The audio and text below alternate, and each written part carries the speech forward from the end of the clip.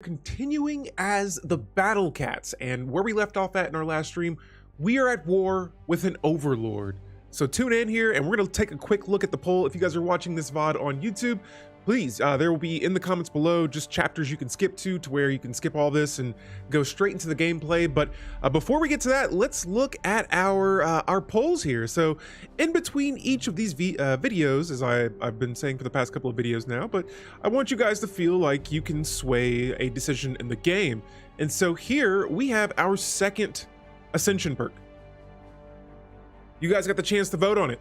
The options were Lord of War, Interstellar Dominion, Technological Ascendancy, or Mastery of Nature. And we had already completed, let's see here, which one? Diplomacy and Discovery, since we did start with a Federation here. And so, yeah, you guys selected Technological Ascendancy, and we are going to look into that right away. But let me switch here, make sure my YouTube stuff's good to go. And there we go, bingo. So let's go ahead and switch to our game here, and we will be starting that right away. I have a lot of icons here. There we go. All right, and so here is our galaxy, and holy moly, this place, it's a small galaxy, but there's a lot going on here. So over here on the left side, we have the Whisker Warriors. That is my empire. We'll go ahead and change the Union map mode so it's a little bit easier to see. And so, yeah, all of this right here, this sort of like olive color, this is all me. This is all me. Trico, welcome to the stream. How you doing? We're continuing our run with the Battle Cats right now. I'm just kind of showing off. Oh, yo, thank you so much. I appreciate that. But yeah, we're just kind of showing off what's going on in our galaxy right now. I started off with just showing you where we are, the Whisker Warriors here, and then we have our empire, our governments, and all the details right here. And so just to do a quick run through of this, for our governing ethics, we started with Fanatic Militarist and Materialist, and then for civics, we went with Distinguished Admiralty and Warrior Culture. And so this one I've been having a lot of fun with. You can see up here on the top right, we only have 2 planets. And so right here, only 2 worlds so far. Had a really slow start, but we are starting to sort of branch out a little bit. We got some mid-game, a little bit later on in the game expansion going on right now, but we'll look at that later on. Yo, Terrible Hamster, what's going on? Welcome to the stream. We have our king, our cat king, Garfield here, who is a level 4 ruler. Now, for my origin, we started with Common Grounds, and this one starts me as the leader of a federation. And so, oh yeah, we're doing pretty solid there. Outside of that, we got our planets here, Planets Paradise, and I see that there are a few of these tile blockers up, and so right away, I'm gonna go ahead and get a jump start. We'll go ahead and clear out some of these, and I have all of the, oh, hey, quick thing too, I did not realize this until I was just like reading this one day. When you clear out a sprawling slum, let me see what it is for Wasteland. No, so when you clear out one of these spiraling slums, it gives you 1 pop. Tier, what's going on? Welcome to the stream. Yo, yes, this gives you 1 pop when you clear one of these out, and so that is going to be one of the first ones that I clear. But yeah, totally did not realize that. And if you have that on your planet in the beginning or in the early game, that could be very, very helpful there, adding another pop to your world. But yeah, hope I'm well. Thank you. Hopefully you guys are doing well as well. Okay, to make sure my green screen was solid. Yeah, it's been a pretty busy weekend for me, but we're here. We're trying to get as far as we can in this run today, and then we're going to be continuing this tomorrow at 7 o'clock p.m. Eastern time zone. And so yeah, be sure to tune in for that. That'll probably be the last run of this stream because, guys, Galactic Paragons, Stellaris Galactic Paragons comes out on the 10th. Yes, I believe the 10th. So cool. I'm going to be looking forward to that. Guys, we got our Ascension perk here. So again, in the beginning of the VOD, we looked at our YouTube community post, and we had the chance to vote on a poll. And for our next Ascension perk, here it is, Technological Ascendancy. Technologies that would have been indistinguishable from magic mere generations ago are now within our reach. Now, a new age of technology has begun. This increases research speed by 10%, and rare technologies now have a 1.5 times the normal rate, or appear at 1.5 times the normal rate. which this effect would change a 1% chance to a 1.5% chance. Oh, that's what I meant. Yes, 6 p.m. Eastern time zone, right on tier. Yes, tomorrow, 6 p.m. Eastern time zone. I'm so used to saying 7. But yeah, we're starting a little early. We may look at some Galactic Paragon stuff later on in the stream, but for now, technological ascendancy it is. Cool, cool. And so a couple of things here. So we've looked at our worlds, we've looked at my government, our origin, all that jazz. Next up, let's take a quick look at our contacts tab. And for the most part, you know, we do have a few other empires out there that they're just like, yeah, you're all right. We don't care too much for you. Minus these guys who we're at war with. This Prince Electorate, he's the one who initiated the war, and that's this orange border here. And so that's why you're seeing all these little bitty red tabs here. The main empire I'm worried about is their overlord. And this empire has a overwhelming fleet. They just have overwhelming everything compared to us. And so this is the last person that I wanted to be at war with, but one of their vassals again declared war on us, and now we have to try and, honestly, I might just stand by and hang out for a little bit.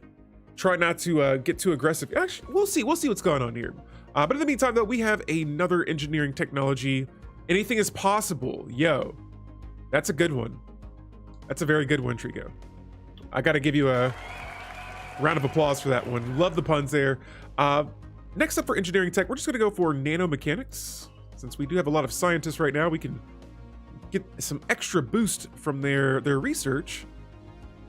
And let's look at our federation here. So right now there's still only 3 of us going up against, I believe, 3 other empires. We'll look at who's competing in this war here in just a second. We are a level 2 federation, and I believe right now I have about 9 more years left on my term. Oh wow, and so I can change the design of the Federation fleet ships. Cool, I'm gonna keep these the same for now, just not to get too micromanagey in this run, but man, that is pretty sweet to know. Yo, Fabby, what's going on? Welcome to the stream. Yes, we are playing with our battle cats here. We're just kind of taking a look at some of the stuff behind the scenes before we continue our game. Right now, we are at war with everything that's right here in the gold. Not to get them mixed up with these guys up here. They're their own empire. But this gold and kind of like grayish border is at war with all of my olive allies, including myself. And so right now I'm just trying to get myself positioned and set to go. I see that, all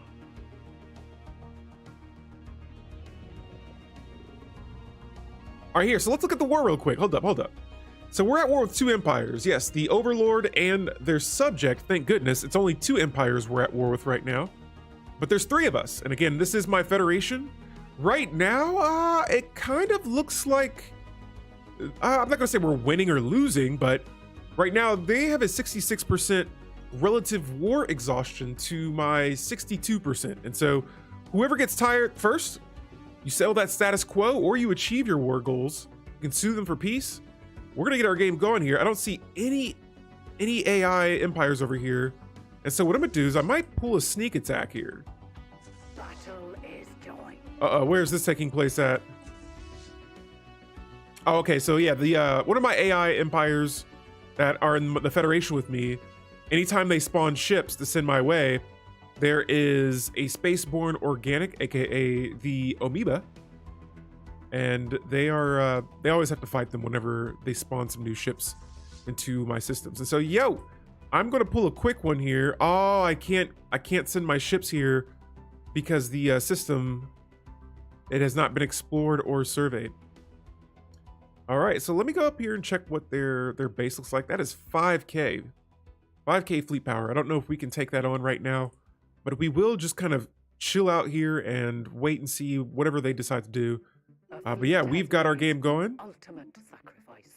The space amoeba actually destroyed that destroyer that was over here. Tragic.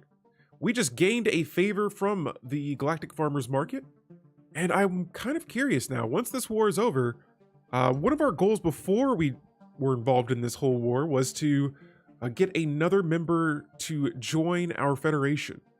And so right now it's been a little bit of a slower start with that because of this war that we're in. But after, we're going to see if we can get the Galactic Farmers Market to join our federation and make us even stronger. What use do favors have? So if you are in the galactic community, like let's go here, and let's say I wanted a resolution to pass.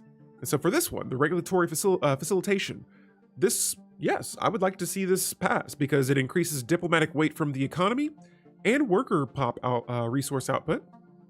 And what you can do with those favors is if we go to the Senate floor, let's say that that resolution was on the, oh, actually here, it'll be up in 4 days. Boom, so there it is. The resolution is now on the Senate floor. I can call in a favor for every empire that I have a favor from, and I could use that favor to use some of their diplomatic weight to support me in however way I want to vote on a resolution. Now, that's just one way that you could do it. There's other ways too. You can sway other empires to choose your, yes, exactly what Tyr said. You can sway other empires to choose your vote. And so it pretty much just gives you some of their diplomatic weight, and it just makes you more heavier. But right now, everyone is supporting this, so there's no need to use it right now. But yeah, there are other ways to use it too. I believe there's some ways you can use it in the Federation to get votes from other empires to either kick them out. Actually, no, you can't use votes, or you can't use favors to kick Federation members out. But there are some things you can use when it comes to federations as well. Guys, down here, I completely forgot, and I'm so glad that this is all finished and almost fully secured in my borders. But we got this cluster of systems down here. We got 2 archaeological dig sites, which I think we got one more thing to survey up here. And then, yeah, we're gonna get to work on these 3 dig sites here. So very nice. Have these guys not destroyed that yet? Federation laws, there we go. Yeah, so you can use those favors to vote on Federation laws. And so, yeah. Now right here, it looks like a lot of people are just kind of straying away from this vote, which is kind of crazy, but nobody's voting against it. We are tracking an enemy. All right, so we got a hostile fleet nearby, 13K fleet power. Holy moly. We're gonna go ahead and look at all of this space debris right here. I'm gonna go ahead and begin building a defensive platform here. Maybe we can get a few of these up because right now we have a pretty strong fleet heading our way. And I'm not so sure. Okay, let's see. Oh yeah, they're coming right at us. Scientific breakthrough achieved. Okay. And so one of my leaders has gained a negative trait, decreasing leader lifespan by 20 years. That's not good. Okay, yeah, let's go to our resources here now. And I'm going to try and get as many alloys as I can. And we're going to go ahead and hit this shipyard. Actually, I've been doing this much better through... Where are your Merc Enclaves? Let me check and see.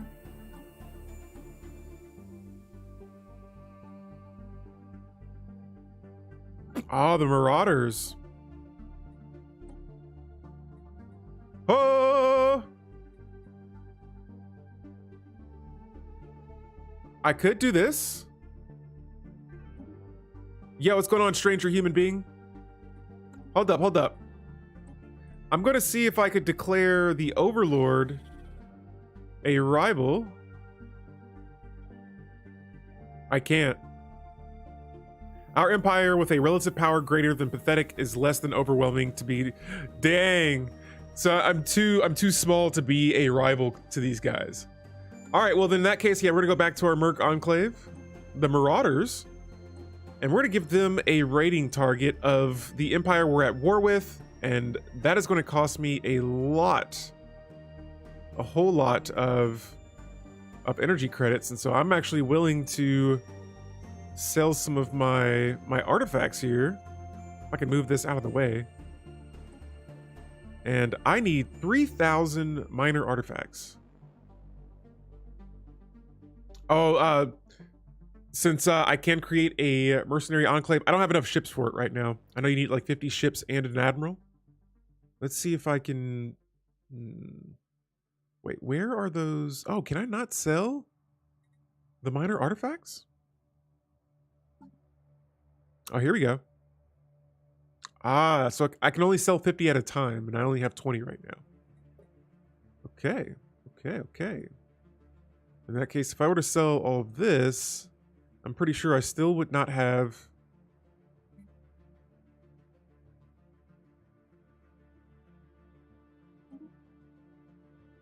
We're gonna see. Okay. So we're pretty close.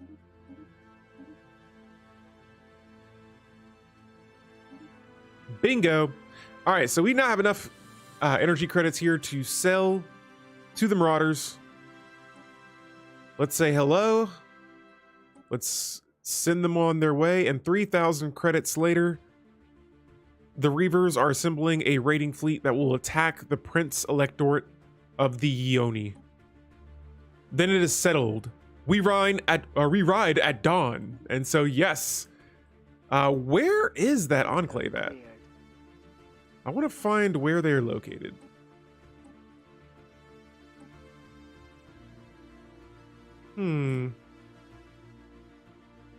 Is it these guys? No, that's the Chirk Watchers. Oh, they're right here. Wow, so that's actually that's not too far away.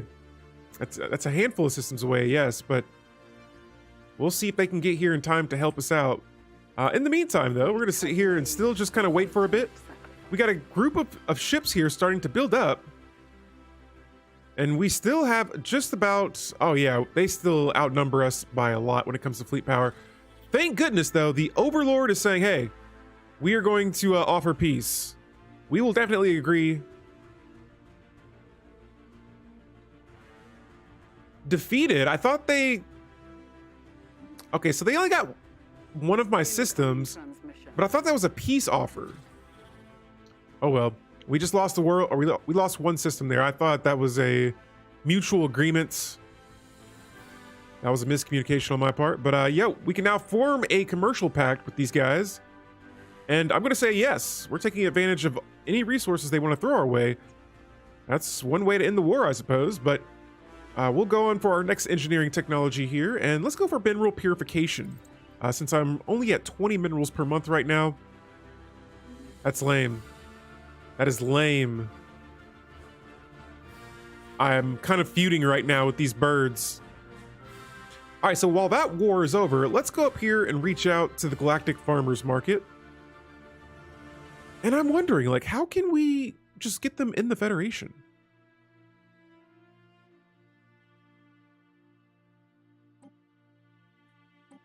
Oh, it's because they're not voting for it. The distance and the base, relative power from empires, all of this stuff is... But see, this is another way that you could use favors, is to see, like, hey, join our Federation, please. We think you would love it here. All right, so here we got another empire that I'm going to just kind of see if we could maybe subjugate once again. Oh, and we can. We can. Our first subject, which we're going to do something here.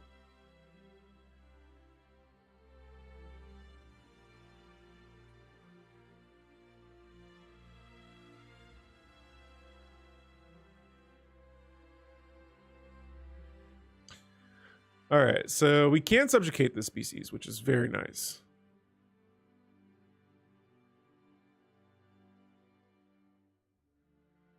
Oh, we don't have to join in their wars, but we're going to make them pay us a tax. And so we'll proceed with that, and thanks for the resources, buddy. And now they're going to get an invite. Oh, the Galactic Farmers Market. Heck yes. We definitely want the Galactic Farmers Market up here to join our Federation, and the vote is underway. I don't see why not. We're bordering each other. Our federations are right next to each other. The Empire of Nadira has voted no. What is your guys' deal?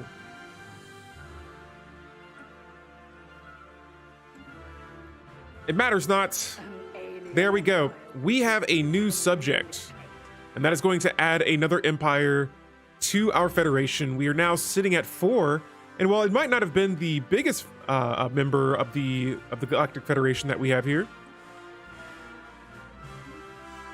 We will take it, another member, and that just makes us a tad bit stronger now. Makes me a little bit stronger as well, and I get some of their resources. All right, so next up, we got to figure out what to do with these guys because they are proving that they are a problem. On top of that, I wonder where the Enclave is because even though this war is over, we're still going to be attacking them. And the Venglarian Triumph Empire, or I think this is like an enclave of some sorts, says that we're always on the lookout for more downlight distributors. Care to join in the Triumph family? I say show us your wares, and they are going to offer me a food storage container for 1,200 alloys. I'm going to say not interested because I have nowhere near that much right now. But what I do have is some new colonial development technology. And so next up for physics technology, and someone mentioned this in the last video, blue lasers. This is going to be my next tech that we research, and in 18 months we will have it. Now here is my subject. Right now we're not getting any of their resources or anything like that. We're not going to change their contract for a while, or at least we won't be able to for a while anyway. But nice, a new subject under the Battle Cat's control. All right, and so after that, let's go to the galactic community here, and it looks like there's a few of us supporters for the regulatory facilitation, but just enough to pass that resolution. Here with the Overlord we were just at war with, we are going to form a research agreement now, and my technology's at 244. We'll see where that jumps up to with them giving us so many tech points there. And now let's bring all of my ships back to our home system. Okay, it's still at 244. I thought it was going to go up a little bit higher, but never mind. All right, and there it is. Another favor from the Galactic Farmers Market.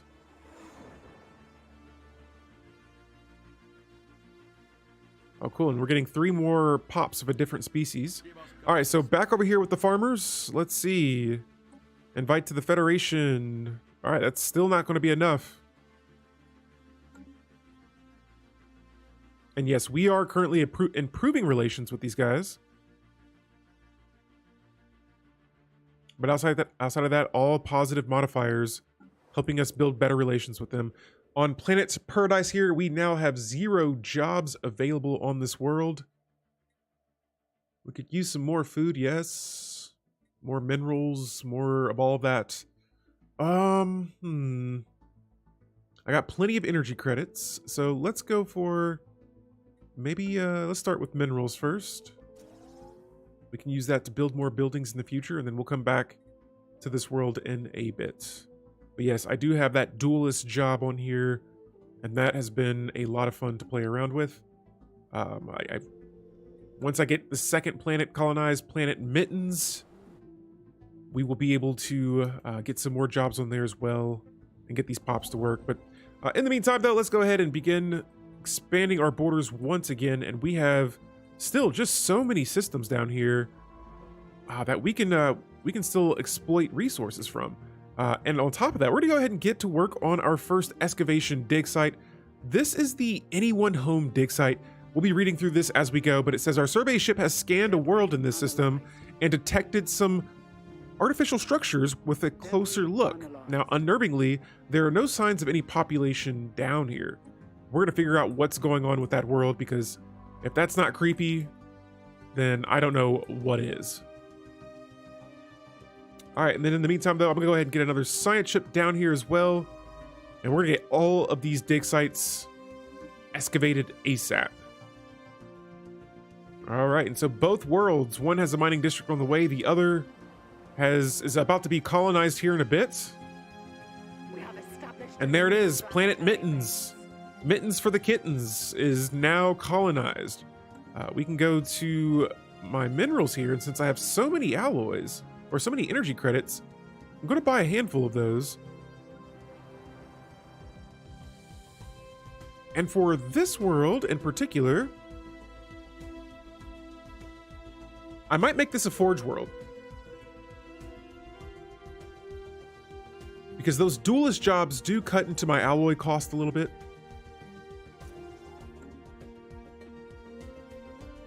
And cool, so we'll just start by adding 2 industrial districts for now, and we'll see what comes of this world later on. Cool, and so our second planet is now up. We have a third world here in my borders, but this is a Gaia world that is also a holy world, and so we'll be sure to stray away from that for a while. We do not want to, the last thing we want to do right now is upset a fallen empire. But while we wait for that, we got another technology here. The blue lasers tech is now complete. Pretty sure we can, oh yeah, we're already upgrading our fleets for that. Maybe not for that right now, but we are upgrading our fleets. And next up, we'll go with the UV lasers. I'm taking that war that we lost, and I'm going to not forget about it because they should not have won that. Now, our Federation member here wants to offer us a migration treaty. Yes. Yes, it's time to put our differences beside. Now that is going to open up even more habitable worlds. I saw one just turn green right here. This is a size 12 Savannah world. And we'll colonize this planet with our new species that we have through this migration treaty. And I'm gonna need some consumer goods. There we go. And there we go. We got a species for it. Old Man More Death, honestly, considering your love of cosplay, I was expecting seeing you in a fur suit for a stream called Battle Cats. You know what's funny? I had a costume for it, but the costume looked so bad that I couldn't do it. It wouldn't work because the way the mask that I had, it covered up my eyes. I had this like armor that I wore for like another cosplay. It all felt so uncomfortable. And so the initial plan was to like wear a costume for this, but I decided I was going to go against it and just have this one be a normal run. But Old Man More Death, welcome to the stream. And guys, I'm going to see if this, oh, of course, I'm going to see if this button works here. Wow. Well, I was going to try and use my shout out button here. This is pretty neat. I'm still trying to figure it out, but I don't see your name on there, which is a bummer because I would love to shout you out right now. But yeah, Old Man More Death, if you guys don't know him, check him out. Awesome Stellaris content creator. I'm tinkering right now with my stream deck, trying to, I wonder if it's just your name hasn't popped up yet. But yeah, I got this stream deck here, and I'm still, like I said, guys, I might be getting a little old here, but I'm still trying to figure out how this thing works. I'm sorry, Bordeaux. But yeah, all is well. I never got the hand of using my stream deck for shoutouts. Yeah, I just saw they had a shout out button, and I added it before the stream. But my name is Old Man More Death. I'm feeling it. Sometimes I'm like, how does this thing work? And actually, you know what? Let's name this world after Old Man More Death. Just Old World. It's a Savannah dry world. My cats and my other new species will now be able to join. Ding, ding. Yo, Gaming Brain, what's going on? Welcome to the stream. Guys, thank you so much for stopping by today. You are so ready for Barracons. All right, so does it come out on Wednesday? Ding, As I have on my calendar here Wednesday, but I don't know if it's Tuesday or Wednesday. Gaming Brain, thank you for the 3 ding-dings. Right on, I appreciate it. Hopefully you're having a wonderful Sunday and a great weekend. Holy moly. This Tuesday, nice. So yes, today will be, today and tomorrow will be my last run on the Battle Cats, and then we'll be starting something fresh. Now, usually when DLC comes out or something comes out, oh, there we go. Ah! There it is. It just took it a second, but there it is, the shout out button for Old Man More Death. Check him out. Yeah, usually when new DLC comes out, by the way, Gaming Brain, thank you so much for those 5 gifted subs. Thank you, appreciate it. Yeah, usually when I first play DLC, I always want to just kind of experiment, have fun, see what happens. Whatever happens thing. And then after that, based on my first playthrough, I tried to, sorry, my alerts are just going haywire right now. I try to then go into, all right, how do I want to cosplay this? And so, yes, guys. Also, Old Man More Death, he has a little photo on Twitter that you should check out, showing off the something food services. What is it? Oh, Galactic Food Service. Yes, the plantoid species. I've seen one of his runs in the past for them, It's nice seeing them back again and with some added details, some leader details. And so, yeah, I cannot wait. I've been watching videos. I feel like this was just announced and now it's already here. It's already here. Crazy. This week, guys, Stellaris Galactic Paragons. Here in our galaxy, we just, we finished a war.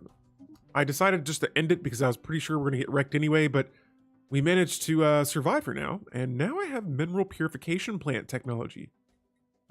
Next up for engineering tech. And since our minerals are still they're a little low, but I think we can manage with it. I might just jump over to the assembly patterns next and increase that planetary build speed. Well, it was announced like a week ago, classic PDX Blitz release, I know. And one of my favorite things about Stellaris and just Paradox Interactive games in general is when they release, it's always like, it's like this huge wave of just hype. And then when the game releases, it's just like the wave just crashes and then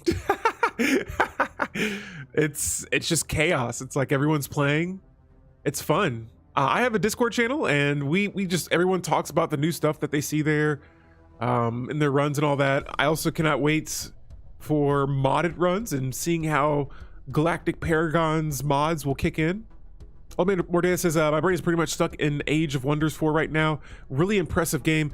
See, I want to buy that game, but right now I know that Paragons is coming out and I know that if I buy Age of Wonders 4, I will not play it because I'll be playing Paragons. And so once I get my fix for Stellaris Galactic Paragons, Age of Wonders 4 is next. All right, I've been looking at people playing it. I'm curious about it. I know very little about it, but from what I've seen so far, it looks like it has all the ingredients that I think make for tasty gameplay. Very good stuff. All right, guys, so we got another favor here from another empire. This is the Block Empire. I wonder where they're located. Oh, it's my vassal, my alliance that I'm in. So yeah, we started with the Common Grounds origin. And here, the Mon Calamarian Kingdom wants to form a migration treaty with us. You know, I initially went into this run wanting it to be purely cats. This empire is a little bit weaker. Actually, no, they're superior to us. Sure. We'll accept it. We'll bring the whole animal kingdom here. And now we'll have 2 more planets that are colonizable for my species. And so we'll get away with that, or we'll get onto that right away. And I just need a handful of resources here. There we go.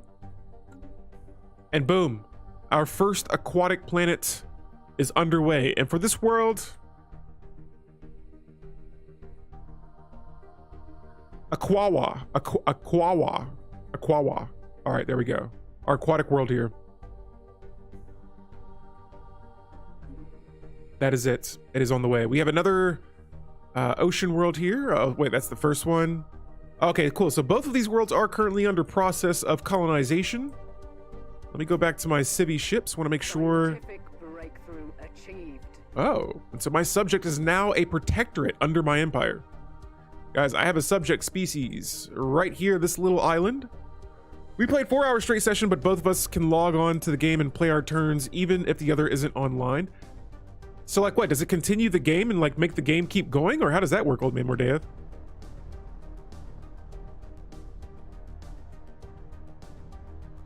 I don't understand. Colonial centralization is our next society tech that we've completed, and here next, the ceramo metal infrastructure. I have to do it. I have to. It is a must. We need another building slot on all of my 2 worlds. Planet Paradise now has the option to upgrade its planetary administration building into a planetary capital. The only thing that's holding us back right now is the minerals. And so I'm just going to actually go ahead and buy a handful of those. We still need some more, and so we'll just wait until I accumulate the amount that is necessary for an upgrade there.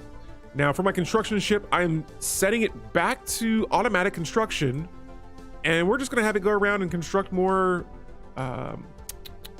mineral station or mining stations around this southern portion of my border. When everyone, AI included, takes all their turns, the AI turn starts, and then we can log into anytime and keep playing. But like how far ahead can you go?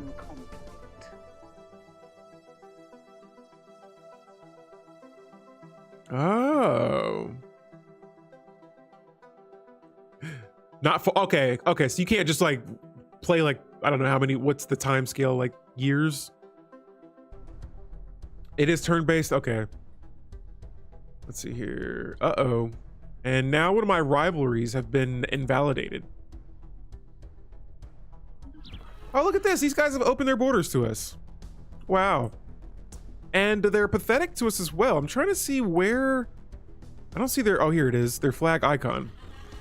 So would you look at that? This subject is weak.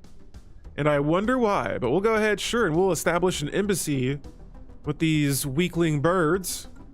Let's check out the Overlord as well. I'm actually just curious what's been going on. The Overlord is weak. Oh, no, the Overlord is not weak. I take that back. But their subjects are. And so, you know, just seeing opportunities rise and come and go. The Galactic Farmers Market still trying to get these guys to join the Federation. We need more favors. And you know what? Yeah, I'm not going to give them any resources yet, but just trying to increase their opinion with them would be nice. The Overlord is not weak. I repeat, yes, he is not weak. But Tim Curry Space Exodus here, they want to join and establish an embassy with us. So the Galactic community has formed already. I think this game has been the earliest I've seen a Galactic community form in any of my games. And yeah, we're only 35 years in. Only 35. Okay, and so right now we got a slight food deficit. Age of Wonder 4 multiplayer allows a good alternative to regular community play. That is interesting. I'll have to keep that in mind. I've been struggling to get into more multiplayer games just because my single player games really just, they take up so much time.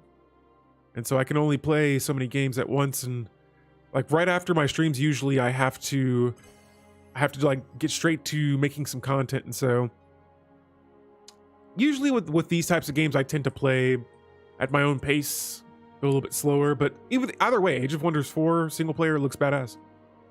Tier says maybe Overlord, its Imperial fiefdom origin. Oh, it is Imperial Liege. So this starts them as an advanced empire. Wait, what? They start with several vassals? Is that the origin? Wait, do we have the option of that? Yo, Sci-Fi, I'm sorry, how do I have exactly 690 channel points? Oh, nice. Oh, they start with 2. This one says that it starts with several vassals. If that is the case, that is insanity. And why did this spawn into my game? No wonder they're overwhelming. They have everyone's ships. Jeez Louise! 7 vassals? That is crazy. Wait, let me see how many they have right now. Oh, this says that they only have 3.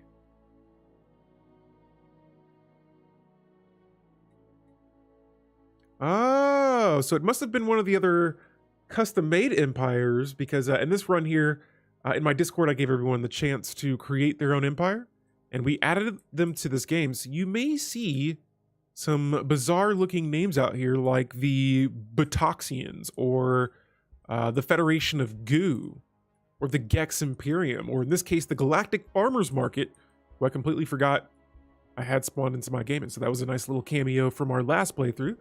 But yeah, back over here on planet Paradise, we're gonna go ahead and build another city district. Yeah, we'll get another city district so we can get some more jobs on this world. Uh-oh, did someone break a commercial pack with us? The Gex Imperium, so this is not good. This is not good, because the last thing we want, all right, the Gex. Okay, so the Gex Imperium are still on good terms with us. They are located here. Oh, hey, thank you again, Old Man Mordea, for stopping by as well. And have a wonderful weekend if I don't catch you later on. The Great Meshbin Imperium. Ooh, they are in the Federation, or are they subjects? Oh yeah, they're subjects to the Gex Imperium. So I don't know if we'll have to worry about them right now. All right, so next up for engineering tech, let's see. We got a couple of options here. Robotic workers could be kind of fun. Or let's see, what else do we have? How about plate steel materials? Guys, I'm thinking right now, maybe we can go for more defenses on our ships. Make it more of a challenge for enemy ships to destroy my fleets. And let's hover back over here to my ship designer this time.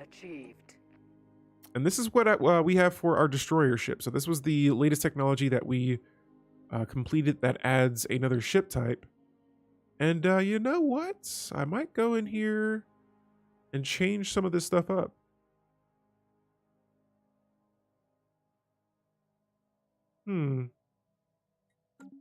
So we already have our laser destroyer here. I think I might just switch this over and make kinetic weapons on this.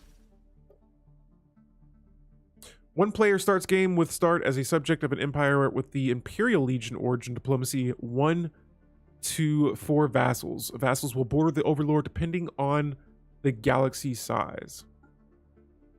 Good stuff here.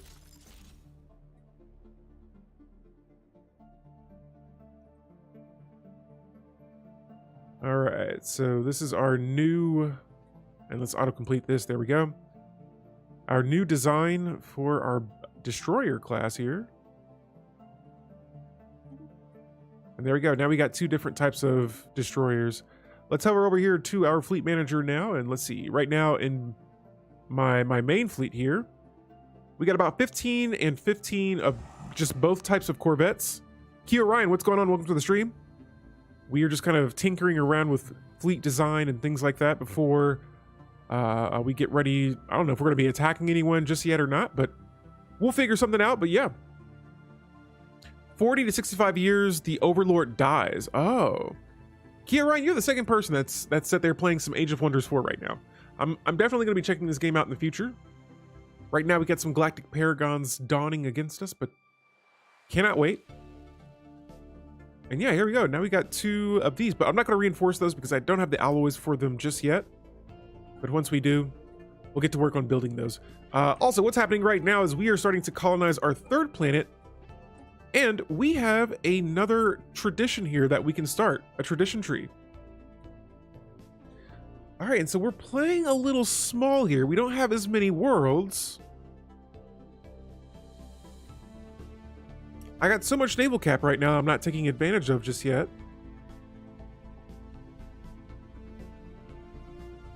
Prosperity is just, it's catching my eye. I would like to get that increased mining station output. Just because we're playing with a small border does not mean we have to be a poor empire and not have enough resources. And hopefully when we select this, it'll help me keep up with the other empires when it comes to economy. We have another physics technology research available, and look at all these options here. FTL inhibition, we were going to do this last stream. We're going to do it now. We want to make other empires regret the decision of them trying to attack us. And back on planet Mittens here. You better be here when I get back. Copy that. Oh, some French dip. That does sound good. But yeah, here on planet Mittens, we have 3 jobs available. And look at this, the Raiders are finally finished, just completely wrecking this Prince Electorate of Yoni Empire here. You know what, using them before going into a war sounds like a wonderful idea. The thing is I don't have any rivals right now. And everyone that's surrounding me on this bottom side are fallen empires, and so unless let's see. Oh, there seems to be a war going on up here. Oh.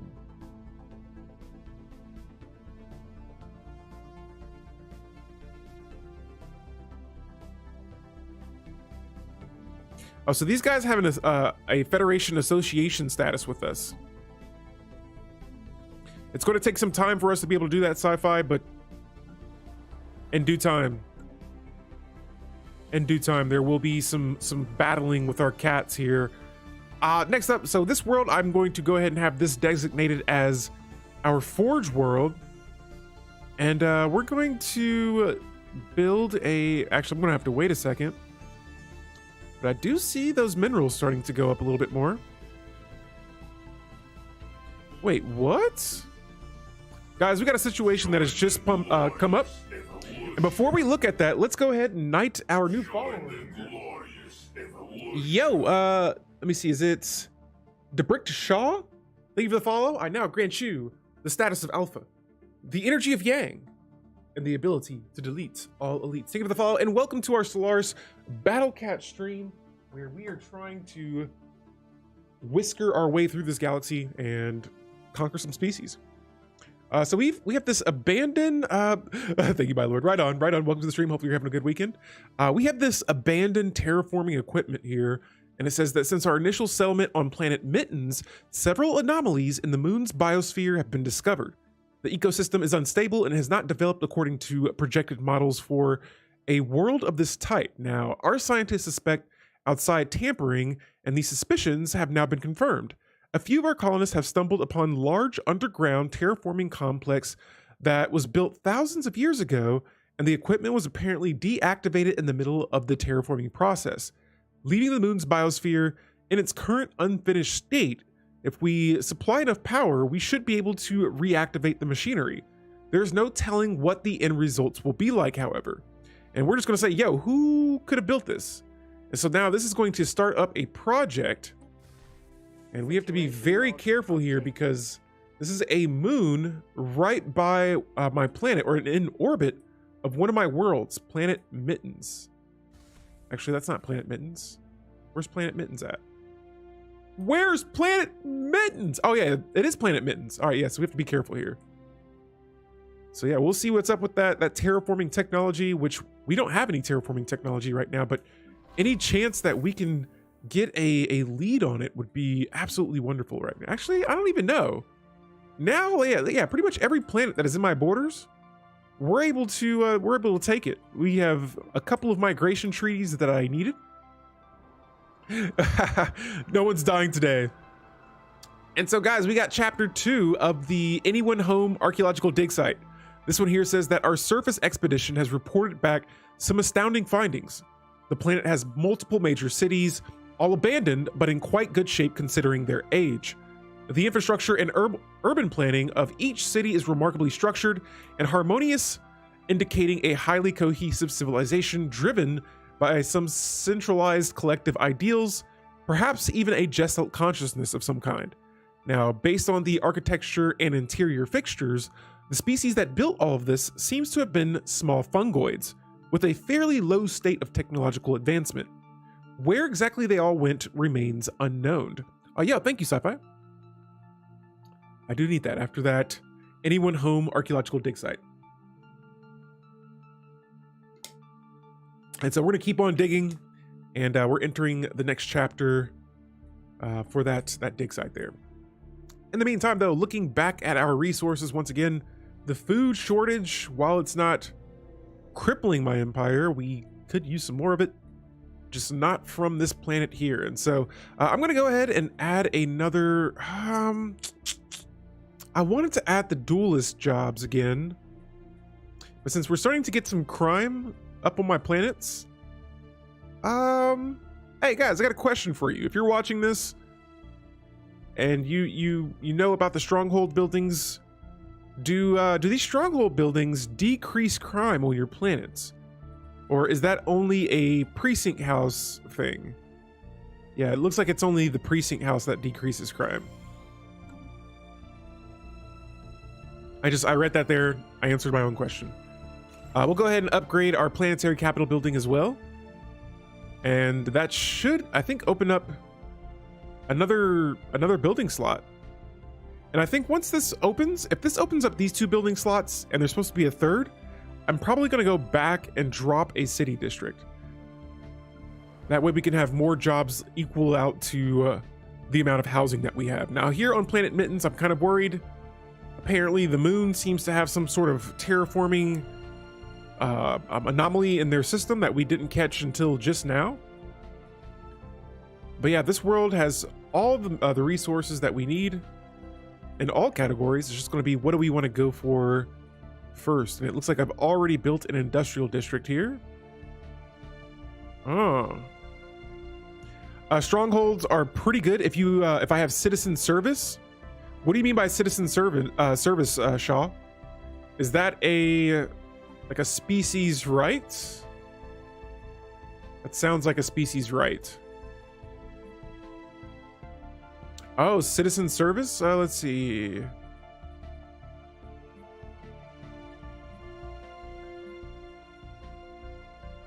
I don't see a citizen service option here in my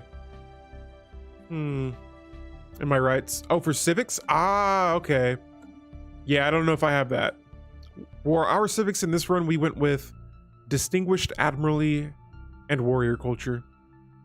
But what does the citizen service civic do? I'm curious now.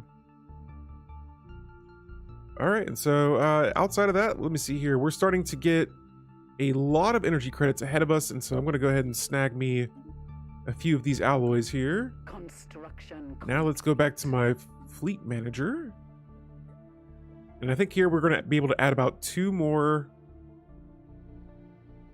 You know, we could probably add more. There we go. We'll add about 3 more destroyer ships this time to our fleet. Wonderful. On top of that, we just got another favor, and the Senate in the Galactic Community is under session. Guys, I just remembered too about the Federation. We got about 2 more years for our current term. But yo, the security contractors, I could support this.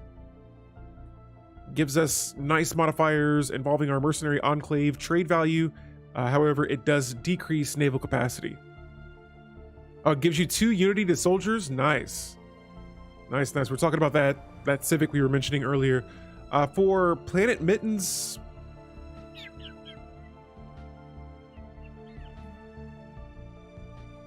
yeah, we'll go ahead and just colonize this anyway.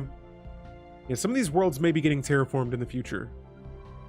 But yeah, for now, let's see. I got this dig site we are going to not start, apparently. I guess we'll be researching this one here. Okay, and so yeah, we got these destroyers on the way. Let's see here. Oh, and it increases the citizen service civic increases 15% naval capacity. Nice. We got another favor from the Galactic Farmers Market. And as always, I'm just going to see how close we are to... Okay, so we're just getting a little bit closer and closer, edging our way to getting these guys into our Federation. And here's the beautiful bubble dig site. So, not to get these mixed up with the Anyone Home dig site, we went to their world. We think there's some sort of Gestalt consciousness or some sort of species, a collective species there.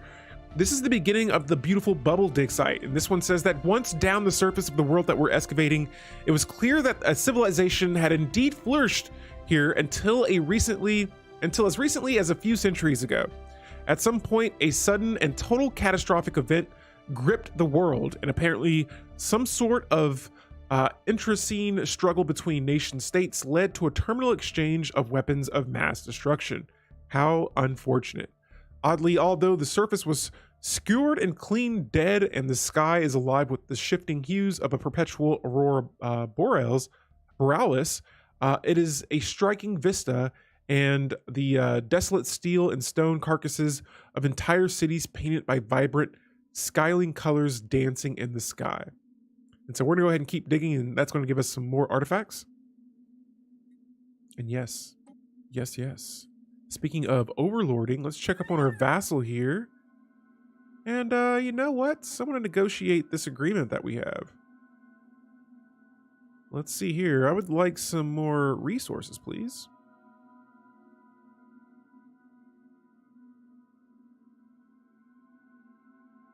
Oh, and they'll take it. Wow. Wow, they're going to give me 45% of their basic resources. And we'll say yes. How wonderful. have established a new planetary base. On top of that, we just colonized another world. They find those conditions acceptable. Planet's old world is now ours. And look at that. That agreement that we just had just completely knocked all of my resources out of the park. And so that's going to make me a little bit stronger.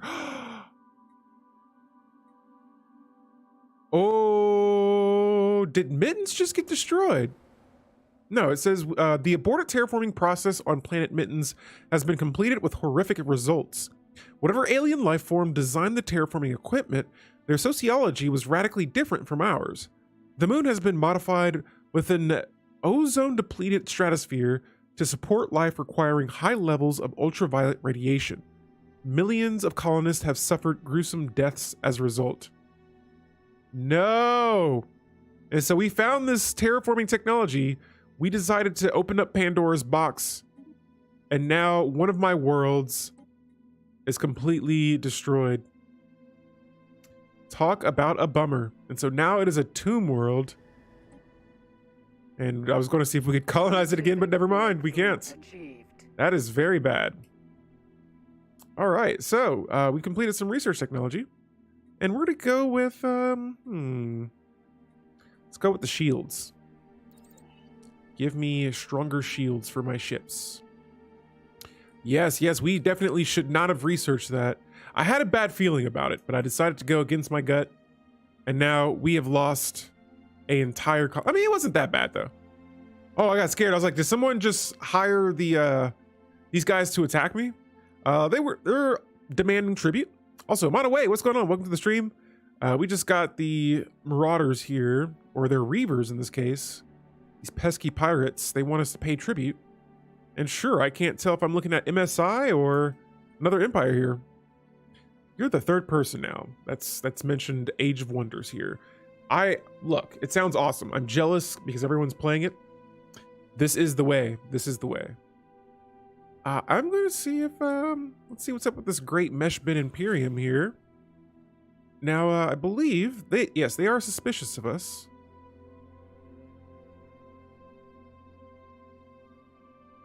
And we need terrible relations, and we need to be a rival. Oh, we can't even do this. Yeah. Never played any Age of Wonders. Yes, I have not. I have not either. And so, yeah, everything's going pretty solid right now. Just a little peace in the galaxy. For now, at least. We've subjugated a few empires, or just one. And now, Construction. yeah, we're just kind of putting together some of our planets here. We are colonizing our fourth world. Well, actually, it's already colonized. Or no, we are colonizing it. But one of my other planets was just destroyed because we pretty much wrecked the ozone layer.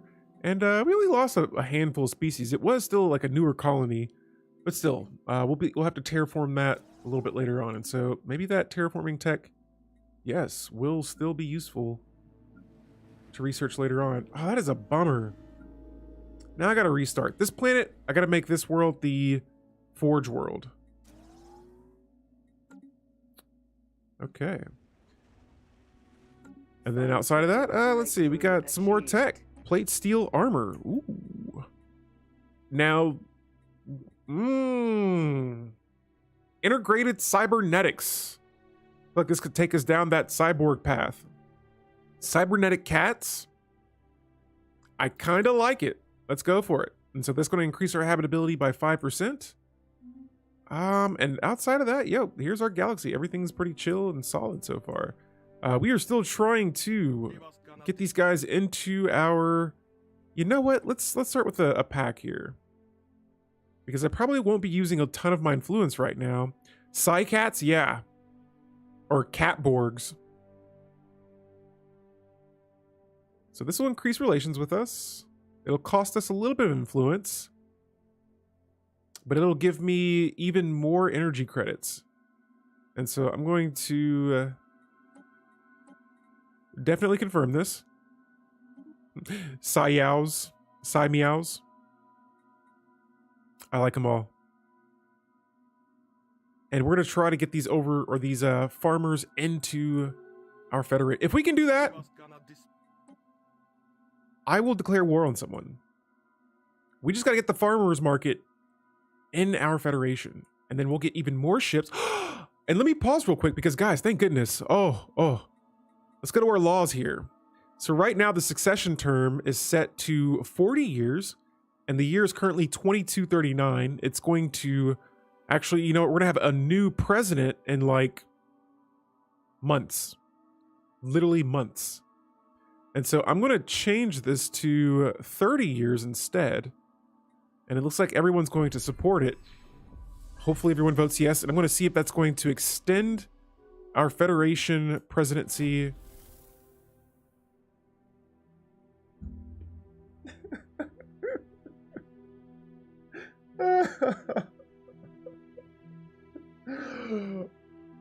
No!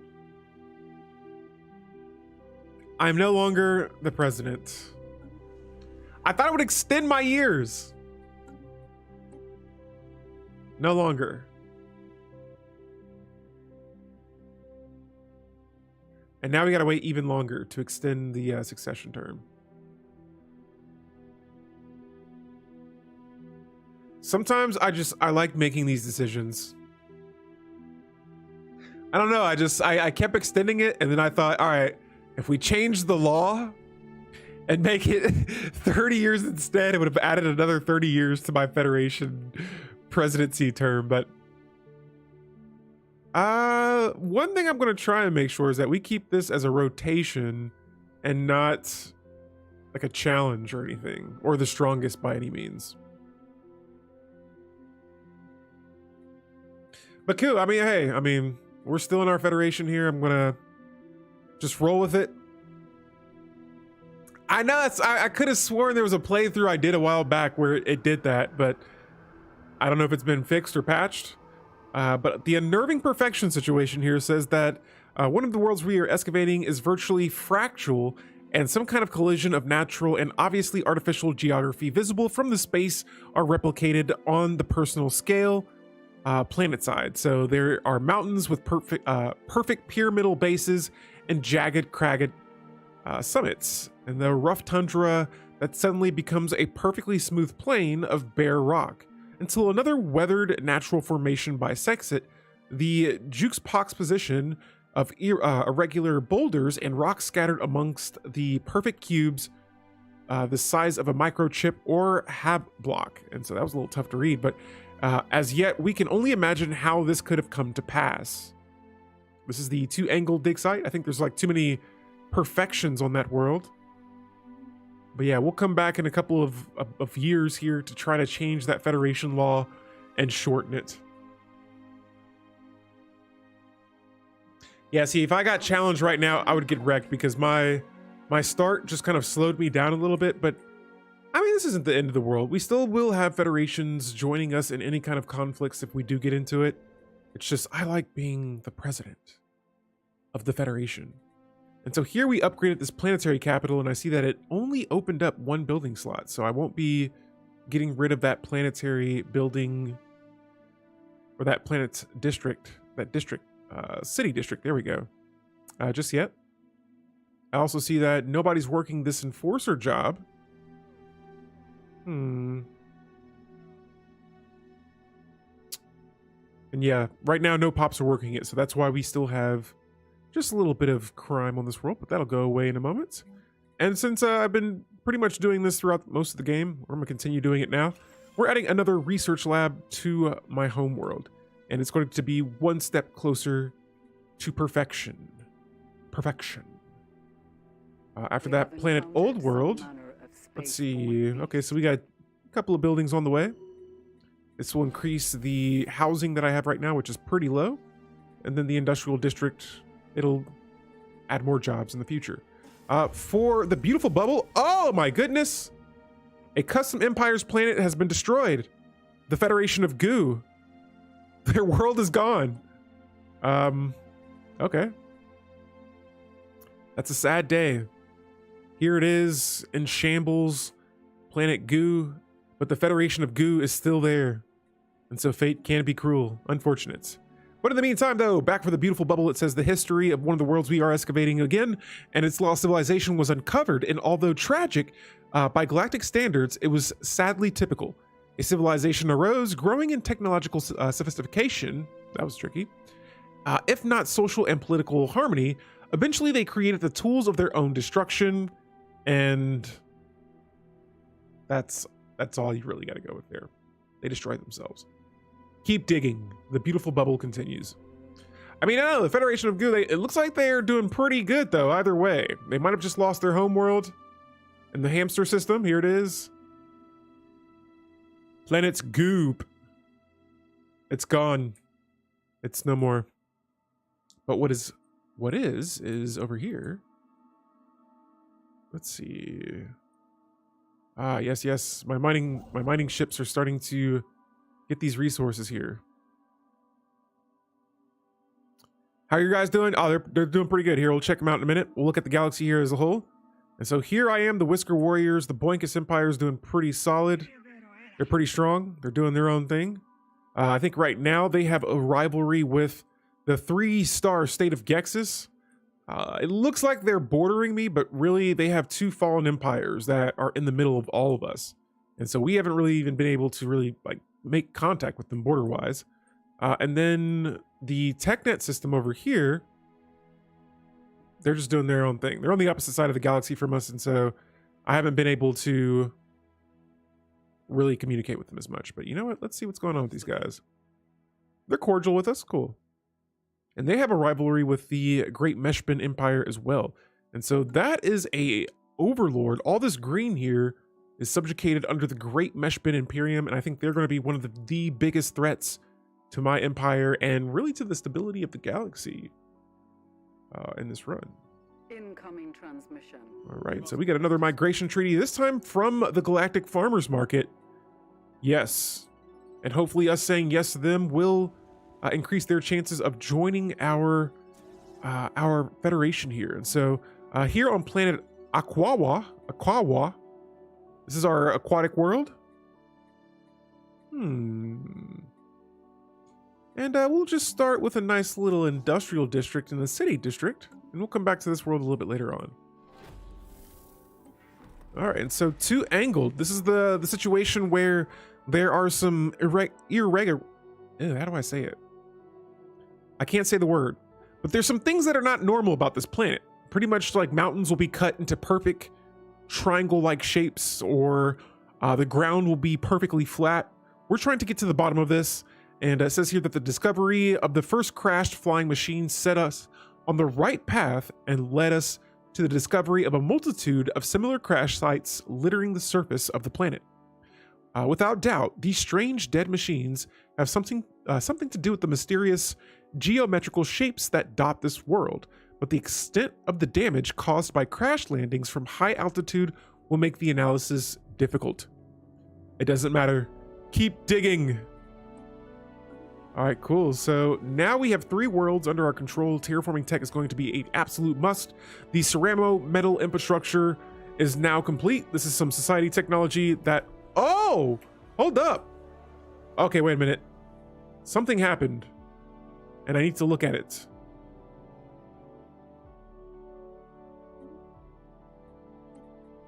First things first, we'll select our next society tech, and we're just gonna go with the cloning technology.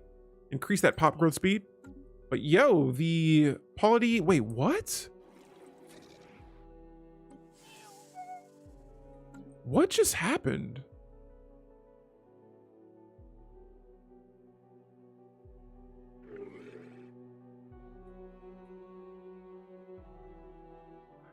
Oh, they're in my federation.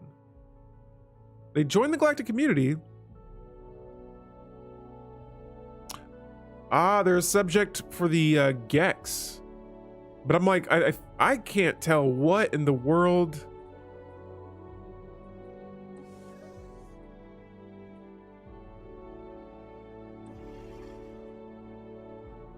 Oh, so they're an overlord now. And somehow their power is overwhelming.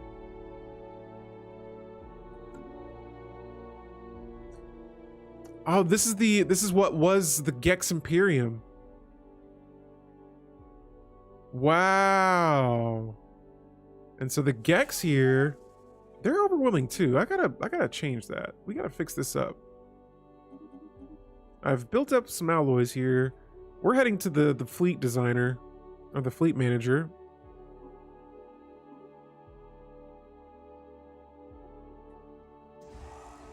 And we're gonna create another fleet as well. But yeah, I can't have all this overwhelming ships and things like that, and so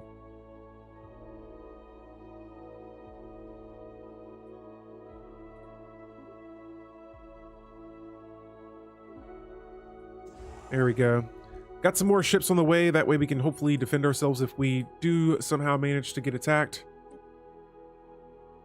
For this, we'll be keeping our eye on this date when we are able to change the succession term. We have encountered some manner of space-borne Wait a second. beast.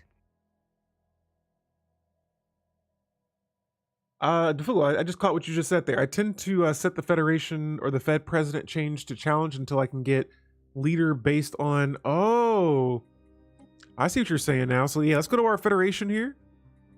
Let's see what our members rank in.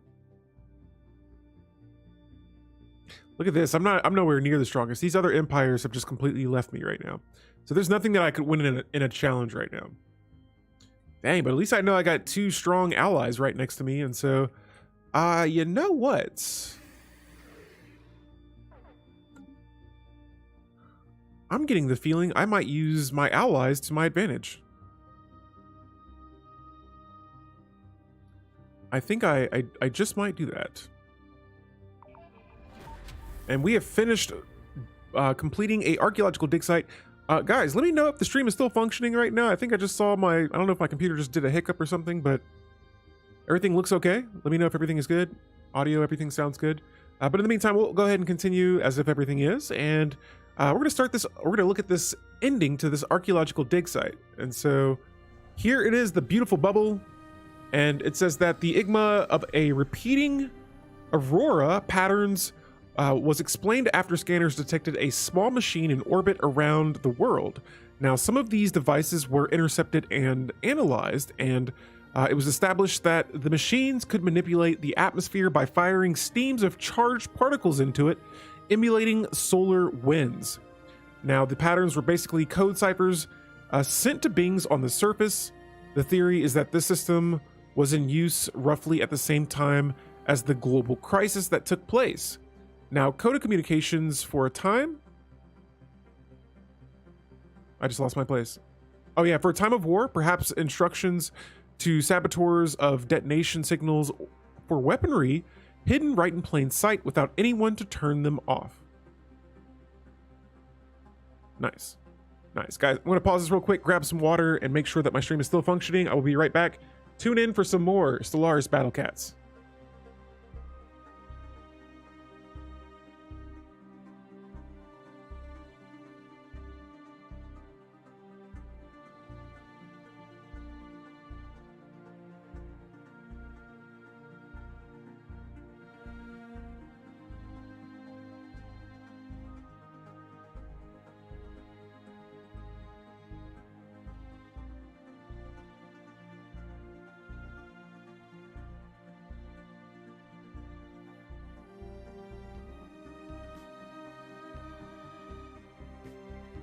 All right, and so we just completed this next dig site here, and we're gonna go ahead and continue this guy.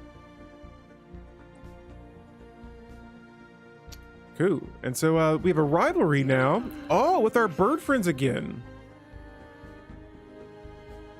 We're gonna see what's going on. Our Federation has unlocked a new level as well. We are now a level 3. Wow.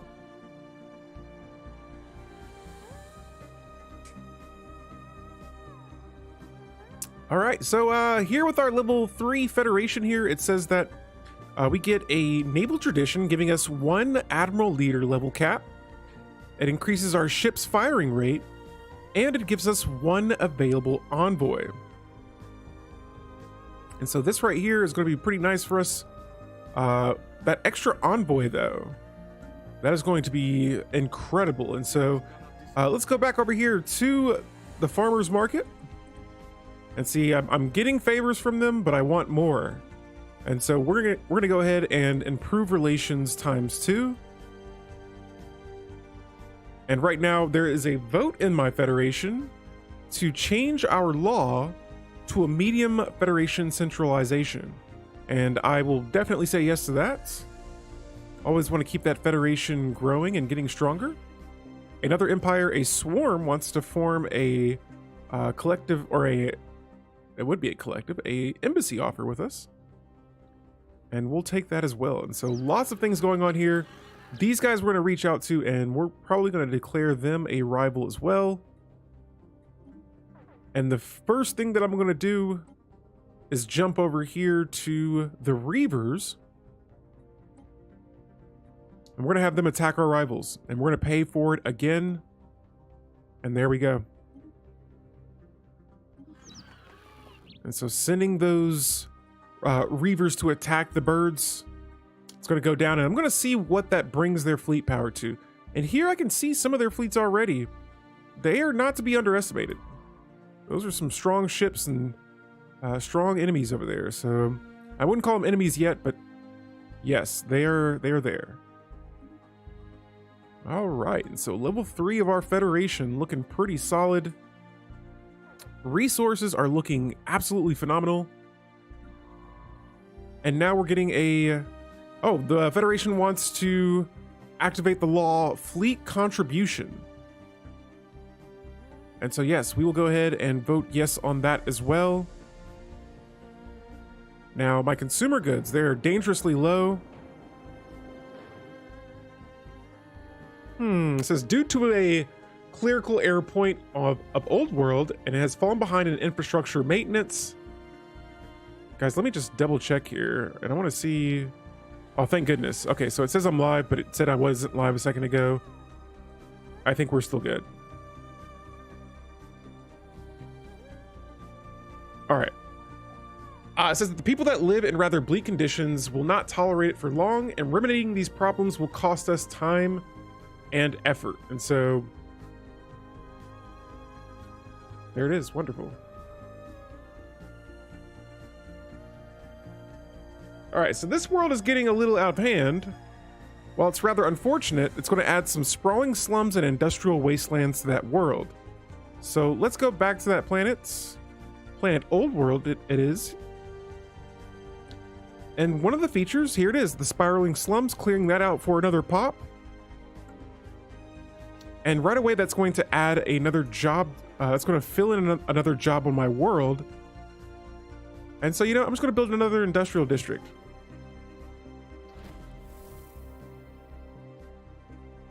And then that should add more artisan jobs and all of that so that we can get those resources later. Now, the Anyone Home dig site, this one is the same old situation.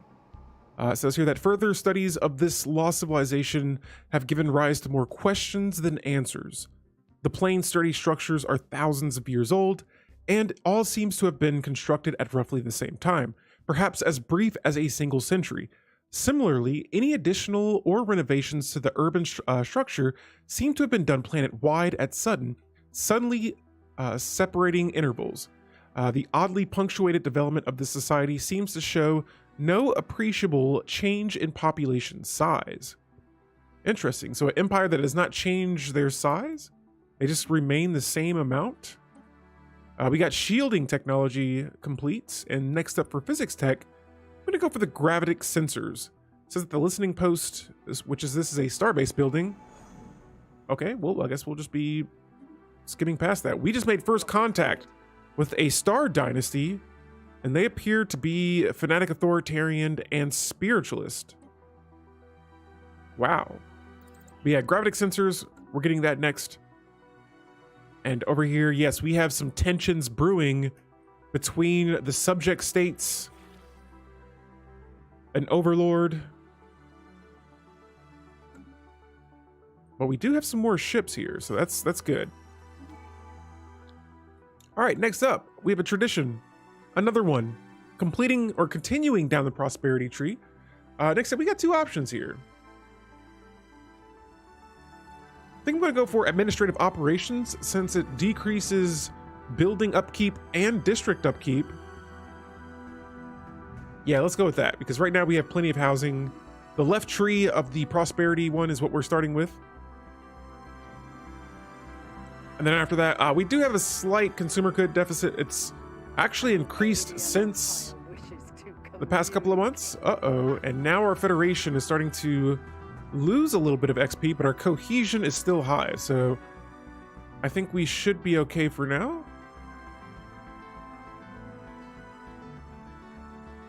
Oh, so the laws have now been set. You know what? I might just... Oh, I can't change the challenge. I don't think the other members would want this. But man, these other empires have some really strong economies. And I can imagine why. They have such bigger borders. I'm just now beginning to expand, and so we're playing a little bit of catch-up, but I'm hoping here in the future, like I said, maybe another war breaks out with the overlords.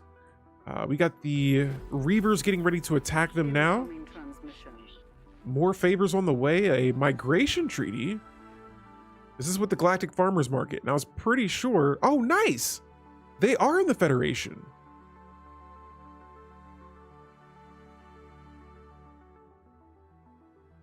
I'm going to decline this, just because we already have the species that we need to colonize the planets that are in my systems right now.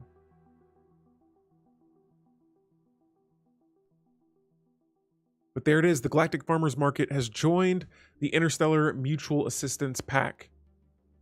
That's right. We are all assisting each other in the galaxy, and we have a new member to help us out.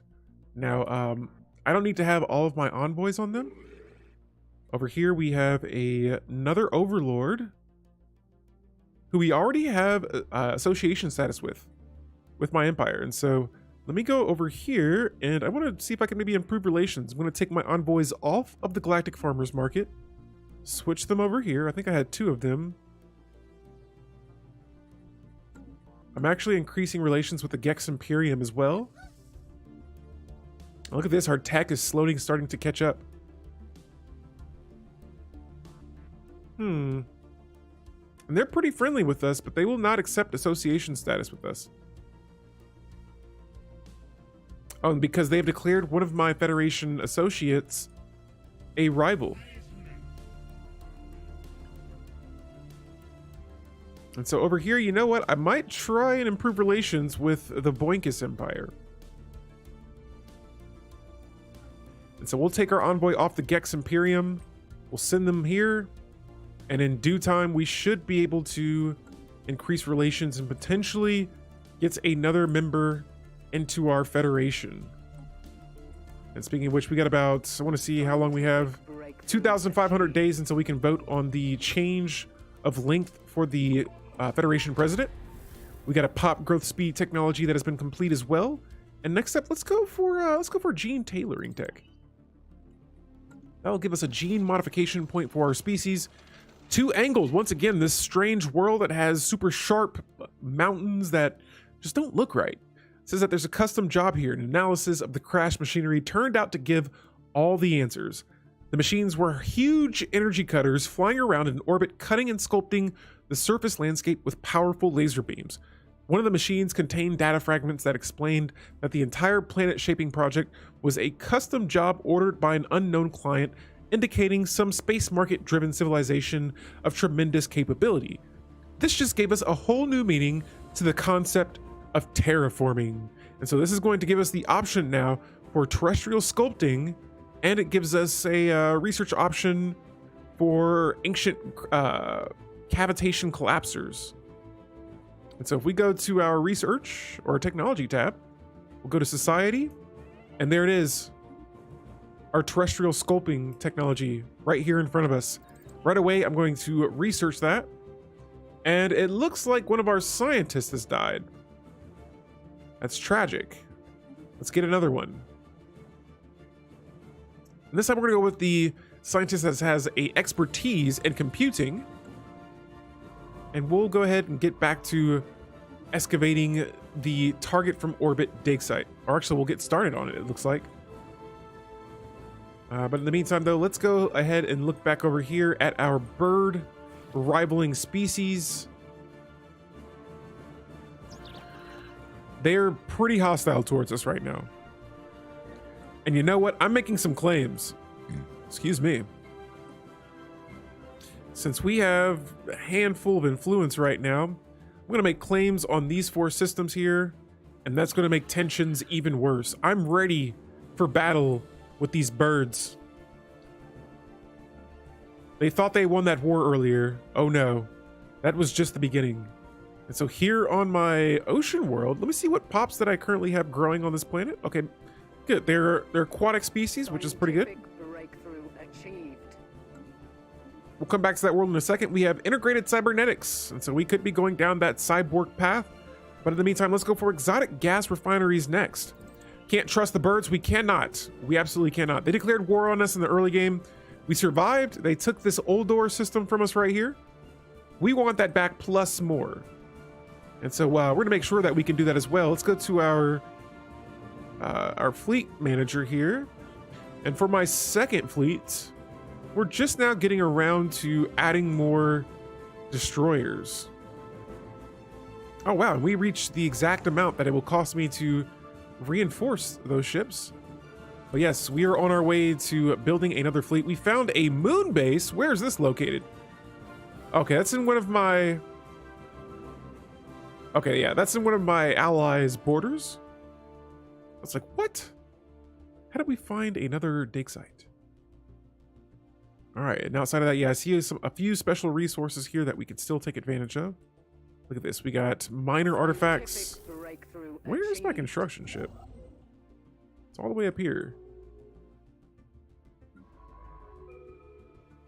All right, I'm just kind of surveying around here, seeing if there are... Oh, there's 2 dig sites in this system. There's the target from orbit. And then there's the... Okay, I guess that's... Is there 2 here? Oh, no, it appears to only be 1. Dude, can I get some tips? What do you need help with, Fabi? Let me know. I'll answer them the best way I can. But right now we're going to go for our next physics tech, and I got plenty of research alternatives as is. Let's try the fusion reactor technology. I've started a new Stellaris run. Nice, nice.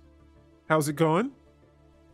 Right now in the Galactic community, we are voting right now on the cooperative research channels, and yes, I would definitely support this. It increases diplomatic weight from technology and research station output.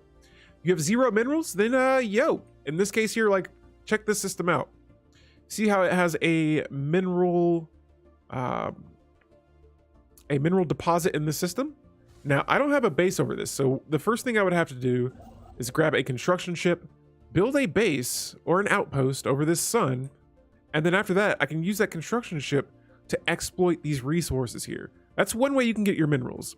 Another way is if you go to your planets. In this case here, we'll go to Planet Paradise. You said you also needed consumer goods. In this case here, if you were to build a mining district or a industrial district, that is another way that you could get consumer goods and minerals. Now, the thing is just because you build the buildings, it doesn't mean you're going to automatically get those resources yet. But if you want to go to your population tab, check this out. I know that I'm generating... thank you, Terrible Hamster, for the links and sharing the links. Fabi, once you build the buildings, it takes some time for the pops that are filling it up to actually give you the resources for those. And so in this case here, it says that I have my cursor hovered over this little pop out right here. The first thing it says is that for each artisan job, it's going to produce 7.7 consumer goods. But you want to be careful because whenever you build these consumer good buildings and you have these pops working these jobs, it's also going to have an upkeep of minerals. And so in this case here, it says that while I am getting 7 consumer goods, I'm also losing 6 minerals and other resources along down the line. Now, you can do that for minerals as well. If you build a mining district, this right here just straight out produces more minerals. You just need to have a pop working that job. Now, there is a building that does not require a pop, but it will produce minerals. This building right here, this is called the Mineral Purification Plant. And an easy way you can find this is if you go to your planets, you select an open building slot, you can click on this resource button. It's like a pickaxe right here. So if you click on that, it'll pull up all of your buildings that produce resources. In this case here, the Mineral Purification Plant will fall in that category. Now, this will increase minerals from miners by 1, and it'll add 1 more miner job. And so just one of these should help you out a ton with your minerals, and then a industrial district. But with this building, you need to have technology to research that. Now there's one third way that I can think of off the top of my head, is that if you click on this actual mineral icon up here, you will pull up a market. And what you could do here is you can add a new monthly trade. And so let's say I needed more minerals. If I were to, I could buy those off the market. And if you have enough energy credits for it, you could click on the minerals button. You could buy the amount that you need, and then it'll add to that trade there. For me though, I really don't need any of this stuff, so I could stop selling everything that I have. But usually I sell my food, and sometimes I'll sell, if I have like a huge amount of consumer goods, I would sell those too until I just I needed them for science stuff. And so here, I don't need 28 food right now. I could sell about, we'll sell about 24, why not? And that's gonna give me a little extra energy credits. And so, yeah, for me, I like having a lot of energy credits. I like building big fleets, and the bigger your fleet, the more energy credits you have. But hopefully that answered your question, Fabi. Learning how everything works together is the hardest part of first starting a game. Yes, true, Chakrath. And guys, welcome Chakrath. If you don't know him, he is very knowledgeable in this game as well as other Paradox Interactive games. And I'm going to see here if I can, oh, there it is. Check him out. Cool streamer. Nice. Very nice. I'm trying to, I got my shout out button working on my stream deck, and so I've been having a little bit of fun with that today. But yeah, welcome Chak to the stream. Your empire is still in this game. You are not, Dookie. So you're negative 49 in energy credits. Well, I would just go to that planet and like look for specific types of buildings that help you with those things. And you just finished a war? Oh. So do you have a lot of ships moving around? Because if you have a fleet that is not docked at your base, they'll have a high upkeep. Look, if you have any questions, I feel like this is a deeper question than I'm able to handle on stream right now. But if you want to go to our Discord, we got a lot of people there in a Stellaris Discord channel that can definitely help you out. Yep, fleet take up credits and alloys, and they cost more energy credits while you're like flying around with them. Okay, and so back on planet Paradise here, I'm going to keep this building slot open for a while, but all of these research labs are what's keeping me just slightly relevant in this game so far when it comes to tech. Here on planet Old World, this is a new world we just colonized. Still unsure what I'm gonna do with this world just yet. Scientific breakthrough achieved. You know, I'm thinking maybe more science could be pretty good. Oh yes, the Great Mesh Bin. They actually, I think they lost the war, but they've subjugated the Federation of Goo and the Gex Imperium Empire, and they've kind of just been in that same state for a while now. And so, guys, next up for Society Tech, Galactic Administration. This right here is one of my favorite techs because it opens up another civic slot for your empire. Yes, we'll go for that. And then for physics technology, look, we got a lot of energy credits, but I'd like a lot more. And so we're gonna go ahead and build research the quantum energy states technology, and we'll get even more energy credits from it. And look at all the energy credits we have right now. I'm actually gonna buy just a few alloys from it. And I wanna build one more outpost out there in the galaxy. And so we're gonna go over here. There is a pre-FTL species here. And there we go. Get our 4th base up. Let's go to our home system here. And right now I need Starhold technology to upgrade my bases. That's going to be on my to-do list here in the future. Let's go to our edicts here and see what we got. Right now, the diplomatic grants is the only edict that we have active right now. And it'll probably be the only edict that I leave up for a while. I like having that extra envoy, especially with us gaining favors through the diplomacy tradition tree. But outside of that, let's look at our ocean world here, and it looks like we're starting to get some some jobs worked on this world. So what I'm gonna do next is, wow, we got 10 consumer goods. More research labs it is. We'll build just one for now. We'll come back to that planet a little bit later on. And yeah, we'll see what happens. But all right, the Calexian Raiders, we sent these guys on a job to attack our rivals here. Pretty sure they bombard one of their worlds. I just want to see what their, look at that. Their fleet power is pathetic. I wonder why. Big breakthrough achieved. All right, and so anyone home? This is the dig site. I pretty much know what's going on with this one, but I'll just read it for you guys in case you guys don't know what's happening. Pretty much we found the species. It looks like we didn't find a species. We found a planet that once inhabited a species, but there was nobody there. There was no signs of where they went, where they disappeared to. And now we have this death rebirth situation. And it says that a recent breakthrough shone some light on the vanished city builders on the world that we're excavating. And apparently the fungal species has a collective cycle of mass death and rebirth. They hatch in masses almost simultaneously across the whole planet and grow up as part of a linked hive mind collective. Now, in the course of their hundreds of years lifelong cycle, they spread out and reclaim the cities built and abandoned by previously died off generations. Now, when nearing the next death rebirth event, they heed some species-wide biological clarion call. Through asexual reproduction, they give birth to a pod that is buried in the ground. Now, the parent dies and the body decays and fertilizes the ground around the pod, and after a long dormant period, the pods hatch and the cycle begins anew. And so pretty much it's like a leaf falling off a tree and then turning into mulch and then turning into a tree again, and this circle of life on that world. Now guys, earlier I said I needed Starter Hold technology. Here it is. We are going to research it now and get that thing done in 21 months. Now, going back to Old World here, we're actually going to add more research labs here now that I have a little bit of cushion room with my consumer goods. And we'll have enough to build about 2 more research labs, but we want to keep that technology going up as high as we can, especially on Old World here, since we had, oh, look at this. The metallurgist building is up. Wonderful. Okay, so now my consumer goods are taking a slight dip. And you know what? We'll go back to Planet Paradise here, and we'll get another industrial district up. And so this way we use a district instead of using a building slot for something a little bit more specific that we could use for our planet. But Planet Paradise looking pretty solid, almost completely filled up with jobs and districts. Here on Planet Old World, again, we have a research lab on the way. And then our ocean world looking good. Everything's looking pretty solid.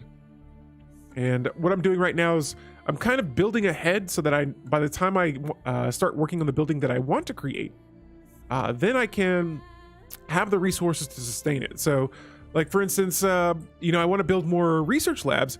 Well, you can't build about 5 different research labs when you only have 4 consumer goods. What I'm doing is I'm building those industrial districts on some planets like Old World here. That way, by the time I get ready to build a research lab, I'll have more consumer goods. And so notice right now I'm at -1 on this planet here. Oh, so when I built the industrial districts, I thought it added artisan jobs, but in this case, it only adds metallurgist jobs. Oh, my home world does it though. Okay, so yeah, I'll be getting more minerals from the industrial district on this planet, but on Planet Paradise, this industrial district gives me consumer goods and alloys, both at the cost of minerals. And so, Fabi, I know you were talking about managing your resources earlier on. It's a little bit of just juggling them around. Like, you build one building and it gives you a certain amount of something else. Yo, Linger, what's going on? Welcome to the stream. It is a Forge World. It is a Forge World, but oh, okay, yeah, I guess that's right. I didn't have it designated as that specifically. Maybe I will later on. I'm kind of torn between Forge Worlds and Tech Worlds. Hey, Turbo Hamster, thanks for stopping by today. Copy that. But right now, I think I might keep Old World as a Forge World for now, because I do like the alloys that I'm getting. Resource management is definitely the hardest part of the game, and yes, it is. I only know like a collection. I know what I know through a collection of just different people giving me advice, YouTube videos, watching other creators. Sorry guys, I have to jump up my playlist here. But yes, there are lots of tutorials out there that can explain this a lot better than I can. I can only just tell you what I know, and that's pretty much just kind of building. There are some players that I've seen play this game where they are comfortable with their food being at like negative 70 or 80 or 100 or even more, but everyone has their own different strategies. I know some people play multiplayer and they have their ways of playing. Me personally, I just kind of go with the flow. If something needs more resources, I go for it. Try to, if I see that I'm losing resources, I try to plan ahead and stop that leakage. But yeah, outside of that, boom. And that's what I'm talking about, guys. The consumer goods jumped back up to 5. And so here we have the anyone home again. Trees are pretty much growing or something like that, a species. They turn into like some sort of mulch-like thing, and then they die, and then they come back to life. And so soil excavations have finally revealed the fate of the missing population. They were all in their gestation pod state in the ground, growing and getting ready to emerge, when some natural phenomena, most likely a meteor impact that upset the weather and seasons for a few decades, disrupted the planet's ecosystem. As they hatched, they found a world devoid of substance, and it says that what should have been shared, a celebratory rebirth, quickly turned into a slow collective starvation and ultimately the species extinction. Oh yeah, Ursa Dave, are you talking about replacing your city districts with industrial districts? Sometimes I have to do that too.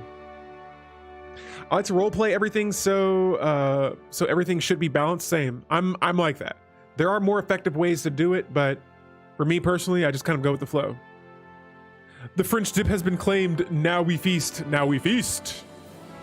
Yes. Welcome back, everyone. And now we have hostile environment adaptation technology and ancient refinery technology that we can research from society. And this excavation is complete. Now, I think there is another one. Nope, that's it. So now that I'm running, actually, I don't have any more projects. I'm going to send my pops back to my homeworld. And, we'll just have them assist in research here. Yes, I am not a min-max player. I'm a let's have fun player. Not saying that min-maxers can't have fun, but I prefer just kind of whatever happens in my game happens. If I win, lose, it's not the end of the world. That's part of the game. If I win, though, even better. And so, guys, let's go ahead and get our science ships back up here to some of our planets. And after there's like pretty much no more projects to research, I just have them all help and assist in researching. Right now, bio empires have this consumer goods bottleneck early in the game. Really? I feel like I haven't played around with the bio trophy civic as much. And so we completed one archaeological dig site. Now we have another one, the target from orbit. And so at the very heart of the formation lies an overgrown processional entrance leading deep underground, choked with vegetation and half buried in rubble. Some from tectonic shifts ages past. The going is very hard, and the clearing passageway will be quite an undertaking. And so yeah, we got this target from orbit. We are now going to dig in what appears to be some sort of massive hole in this planet that is currently just blocked by vegetation and grass and weeds and things like that. And we're gonna figure out what's going on. But while we do that, let's go to our new station here, and we're gonna add 2 more anchorages and another, let's go for a naval logistics office this time, increasing that anchorage naval capacity by another 2. And while we wait for that, I got about 1,000 alloys built up.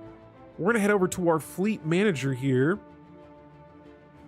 My first wave fleet has 40 out of 40 ships, a couple of destroyers, a couple of corvettes. Pretty much the same thing going on here with my second wave. And you know what? We'll add 2 corvettes here. We'll just add 1 of everything.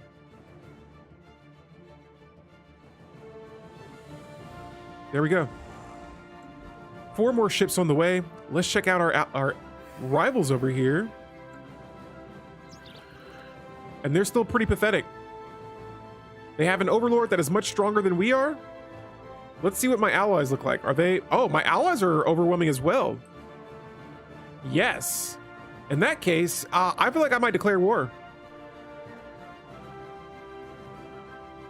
Oh, yeah. I'm not going to sleep on these guys, though, because they have some strong fleets. But I think together, we should be able to hold off this overlord. Let me check the... So here is the galactic community. We're still voting on this cooperative research channel, which is almost finished. Looks like most of the galaxy is supporting this. Shaw says that since the Unity update, early expansion has really slowed. Copy that. Ursa Dave says that rogue servitors basically get a freebie.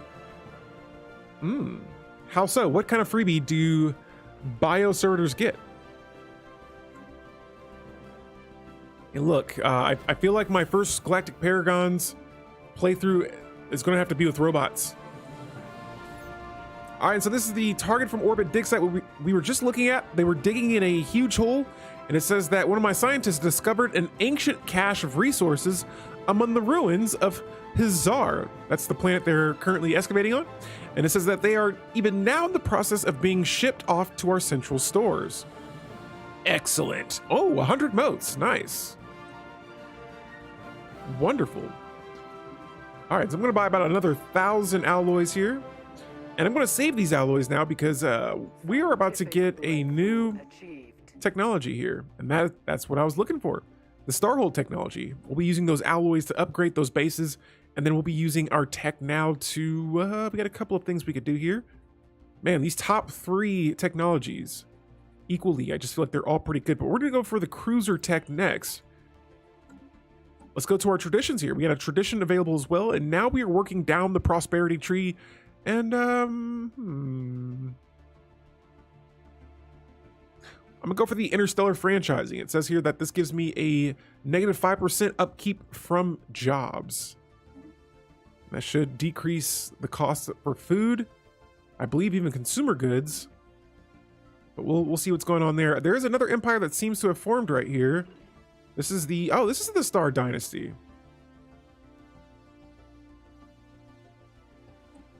I'm going to propose subjugation to these guys, and I think we could get another baby empire as a subject. Let's see what it's going to take. There it is. Another subject. Ursa Dave says that servitors just get free consumer goods slots and don't have the unity constraints of other gestults. It's why 1v1 players always play them. Nice. Nice. Guys, we are about to subjugate a second empire. Very small, but still. Subjugation is subjugation. And there it is. They are now under our control, and now the Federation grows stronger. We got 600 days until we can vote and change the succession term to 10 years. This is going to be very exciting. I see that the cooperative research channels has passed. Our Federation is now losing level, but that's okay for now. Actually, I've never had this happen before. So yeah, we still have a positive cohesion, but my level for my president or my Federation dropped down, and so we might go back down to level 2. But I see that cohesion is still high, so we'll be good. Next up, let's go ahead and get this rare technology researched. The basic cloaking fields. It adds a basic cloaking field generator and a active reconnaissance, which will allow me to detect cloaked ships in my borders. Man, that's another Gaia world right there. Is it holy? It is not. That is not a holy Gaia world. New members reduce overall cohesion, last a few months, but it isn't the worst. Copy that. Yeah, I'm still figuring out, I'm learning new things about the Federation through this run as well, and so right on for the tips.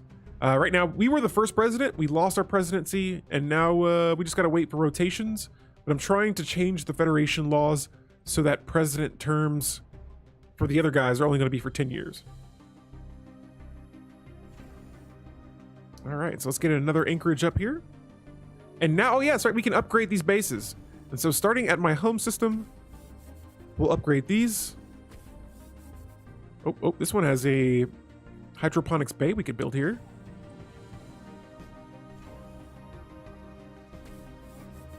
All right, cool. And so upgrading. Oh, I'm out of alloys.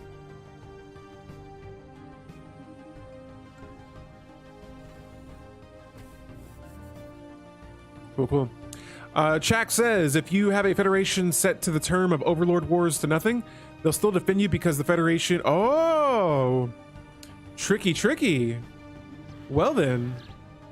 Yes, that is what I did have, though. And these guys just declared me a rival for the 3rd time in this game, even though they have a pathetic fleet. Let's close our borders to them. We'll send them an insult as well. And then we will probably... That's it. I don't think I can declare war against them right now. Oh, and it's because their overlord has association status with us. Interesting. I don't see why they should. They should join us. I'm going to go with, yeah, we are turning our association status away from you. So you are no longer a part of this federation in any kind of way. Your endorsements have been stripped. And now we're going to vote on that, and we'll see what the Federation says. Oh, it's failed. Nobody voted yes to that. Okay. That's how we want to play this game. Oh, and we have found a cloaked ship. Look at that. So how about this? You guys want to spy on us and do things like that? We are closing our borders off to you as well. Be gone. And so they had a cloaked science ship in our borders. We're going to say negative, Ghost Rider.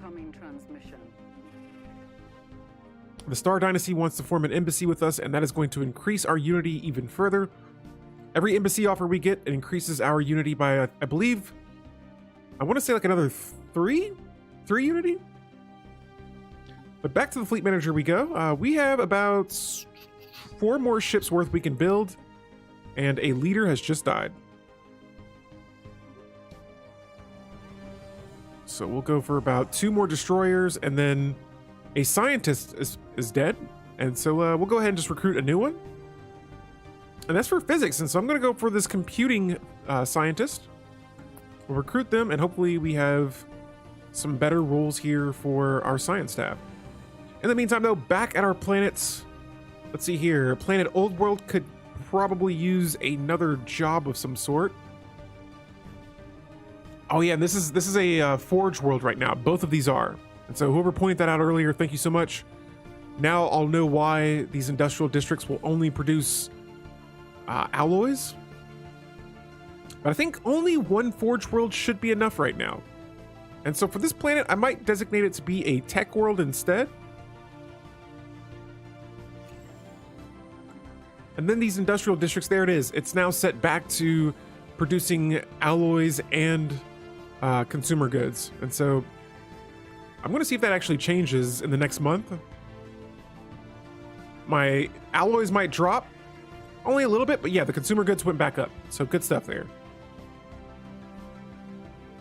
And yeah, we'll add another research lab to this world as well. And then for Planet Old World here, let's just start with another city district. And you know what? Again, I might just... I got my tech world, my forge world. Yeah, the tech world I'll use for some consumer goods. And so for this planet, I might just go all out on more alloys. And I think right now we got a little bit of room here to start adding some more ships as well and increasing our naval cap, especially with all of these bases we're upgrading. Target from orbit. So guys, we're digging in this hole and we're trying to figure out what's going on. And now we have the amber puzzle box, and it says that once past the collapsed entrance, a tunnel bores deep into the earth, architecturally flawless despite its age. Now kilometers down, it opens into a massive, perfectly spherical chamber, floating in a suspension field.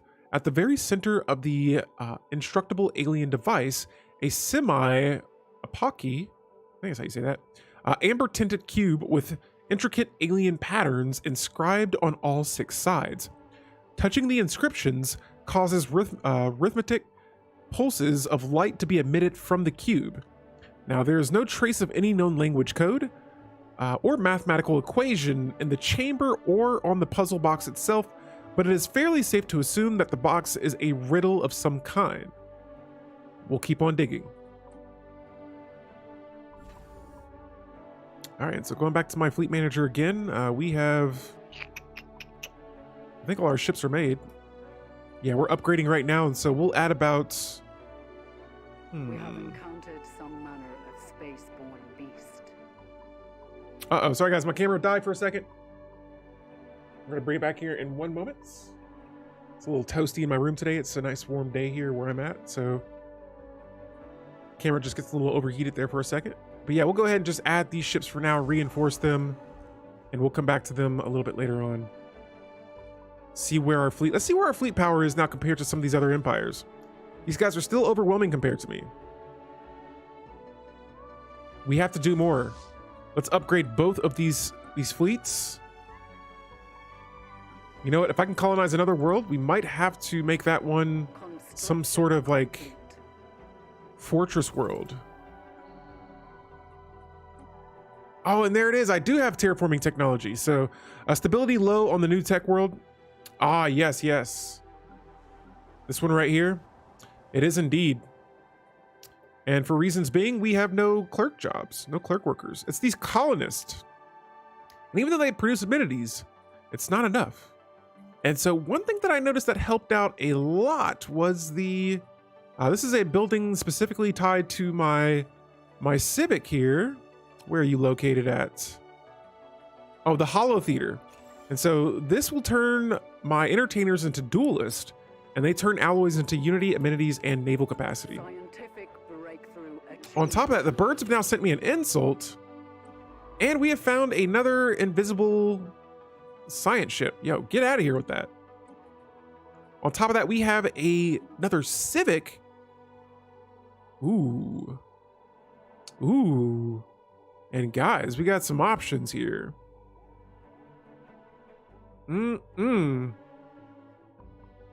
Diplomatic Corps, I feel like would be very nice.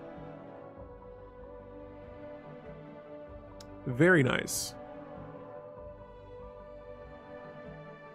Capitol buildings replace some politician jobs with science directors.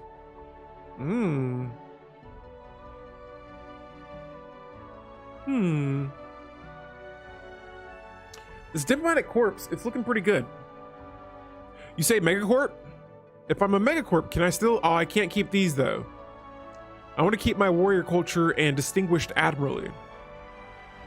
No, yeah, for role-playing purposes, I'm going to keep this on Imperial for now. But yeah, I think I'm leaning towards that diplomatic corps. I want more favors. I want more diplo weights. I want to make some noise in the galactic community. Our cats being emperor of the galaxy. So Diplo Corps, it will be. We will reform. And there we go. A third civic. It is wonderful. And that came from our technology here. On top of that, even more diplomacy on the way with our Xeno diplomacy technology that we're going to begin researching now.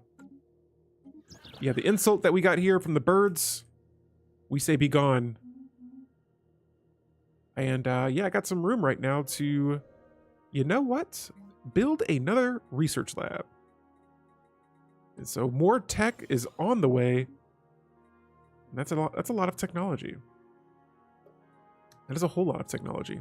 We could upgrade our planetary capital building into a system capital complex. And I'm pretty sure with that being upgraded, I should be able to replace a housing district or two with something more attributing to our resources. We now have basic cloaking field technology. And so after that for physics tech, let's see, we have plenty of energy credits right now. And so a global energy management tech, not going to be necessary. You're getting real sick of those birds. You and me both, all right? We're going to have to do something about them. We've already kicked their overlord out of the Empire, or out of the Federation. Let's check up their opinion with us right now. That's the Kingdom of Hadam. And here they are. This is a holy empire. They're still protective of us. Oh, I tried to kick them out. Our Federation voted not to, though. Okay, and so I guess we're just gonna have to still be best friends. Let me go to my fleet manager here and just add 2 more ships. We'll add a Corvette to each of these. And I need more alloys in order to get that done there. Oh, and those sound like star bases. I think we got some upgraded starports. Oh, because my ships are being upgraded right now, they're burning all my alloys. There we go. All right, so let's head over here to our star bases, and we should have some open modules and building slots. And so right away, I'm going to add more anchorages, and we're going to just go ahead and just go all out on increasing our naval capacity size.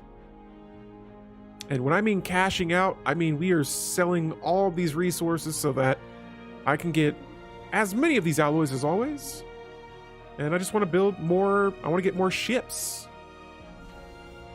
So here it is, another one. And I build a lot of these habitation or these hydroponic bays. That way I don't have to build as many farming districts. I'm going to tell those guys to be gone. I don't want to make any deals right now.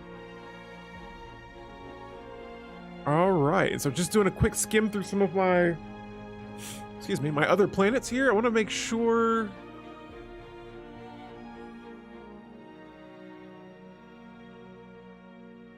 All right, so this is what's going to happen on this world.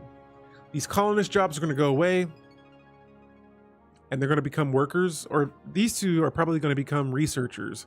And then by the time we get more pops on this world, we'll have a clerk job. And guys, I'm gonna turn my camera off for a split second here.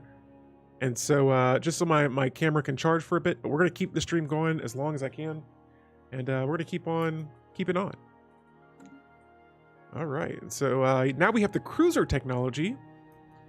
Oh, nice. And this right here is definitely what we are going to need. Orbital habitats. And since we do not have many planets right now, we need other places for my species to live, because there's no way that a empire that, I mean, I'm sure there is a way, but at least for me, I don't think in this game, I'm going to be able to conquer the galaxy with only 3 planets. And so if I'm able to build habitats above other planets, that'll be a huge win for me and my species. And so we'll get to work on researching that right away. And let me look around here. I want to see what else we got in the galaxy. A migration treaty. Who is this with? That's with this, wait, where are you guys located? We're going to decline, though, but thanks. This empire over here is sending us a migration treaty, and their fleet power is overwhelming as well. All these overwhelming empires and their strong fleets. All right, and so, yeah, now I got a little bit of room here to, really, I can just kind of do whatever. I got 2 envoys available as well. And so let's look over here at the Boinkus Empire. Right now, we are pretty friendly, and as much as I would like to offer them an association status, I don't think they would be okay with that, though. It looks like they kind of disagree towards that. And so what I can do, though, is we can form a commercial pact. And this will give us 37 energy credits, and them 3 energy credits. Sure, why not? The more energy credits, the better. And I'm going to look for another empire. Maybe the 3-star state of Gexus. Let's reach out. Yeah, they look like they have a superior economy compared to us. And we're going to get to work on getting our envoys improving relations with them. Right now, that seems like that is what we are doing pretty good at. I'm not going to lie. If we look at our opinion mode of the galaxy, we don't have too many hostile empires out there, minus these bird brains that are right next to us. Although no wonder why. The Boinkus Empire was at war with the 3-star state of Gexus. They seem to be on good terms, though. But over here on the right side of my borders, everything that's in the blue, that is all me. That blue color is now going to change into my regular empire colors. You can see here that a lot of these empires over here on the right side are starting to become slightly hostile towards us. Now, on my ocean world, we'll go ahead and upgrade the planetary administration building. Planet Old World, you know what? Another faction has been found, which we'll take a look at in a moment. For this world here, I think I'm going to go ahead and just... Yeah, we'll get a precinct house up on this planet. since we do have a little bit of crime here. And Planet Paradise, Scientific breakthrough looking good, achieved. baby. Look at all those research labs. And we'll still get the chance to upgrade those later on through technology, but oh yeah, lots of possibilities there. Speaking of tech, we have another physics technology, and here next, let's go for... You know what? I have plenty of energy credits right now. Absolutely plenty. But I'm gonna go for even more. Can't help it.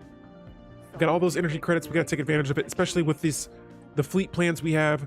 We've increased our diplomatic weight, and then we're gonna increase it again with Xeno relations technology. And so speaking of Diplo weight, let's go to the galactic community and see what's happening here. It looks like we are voting to form the galactic market. And I say, heck yeah, we'll get in on that. Let's go to the community. I want to see where we rank at. And right now we're like in the lower middle portion of the galactic community when it comes to Diplo weight. But for the most part, only the Overlord is just really soaring past everyone else. And so all our planets have jobs that are being made right now on those. I want to check the bases here. And I'm actually going to add more shipyards to my home systems base. And we'll add a fleet academy building to this star base as well, so that by the time I finish building ships, they start with more XP. On top of that, I have cruiser technology, and so let's keep our game going. Construction complete. And I'm going to go back to my ship designer here. Welcome again. We have our cruisers, and this time they have mostly energy weapons on these, and so I'm going to switch these around, and I'm actually going to make you know what, for this one, we're going to add point defense to these carriers. We're just going to completely redesign this fleet. This time with kinetic weapons, since the other one has mostly energy weapons. We'll add a point defense and a flak battery. Now, I'm never sure how to split those. Do you just add only point defense, or do you add only flak cannons? I add both. We'll add a scout wing, and then for our medium design here, we're going to add another kinetic weapon. After that, I'm going to auto-complete my design. We will save this as the Melcad 2 cruiser design. We'll save this bad boy, and we'll come back to that a little bit later on. Now, I got about 800 alloys. We'll go back to our fleet manager. And this time, we're going to add cruisers to our ships, but I'm going to add it to the first wave first.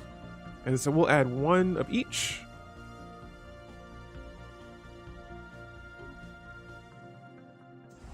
And there we go. I think we're going to have, let me see, what's being made here. 1 cruiser and 2 corvettes are on the way. And so those will be our first cruiser designed ships. And the game continues onward.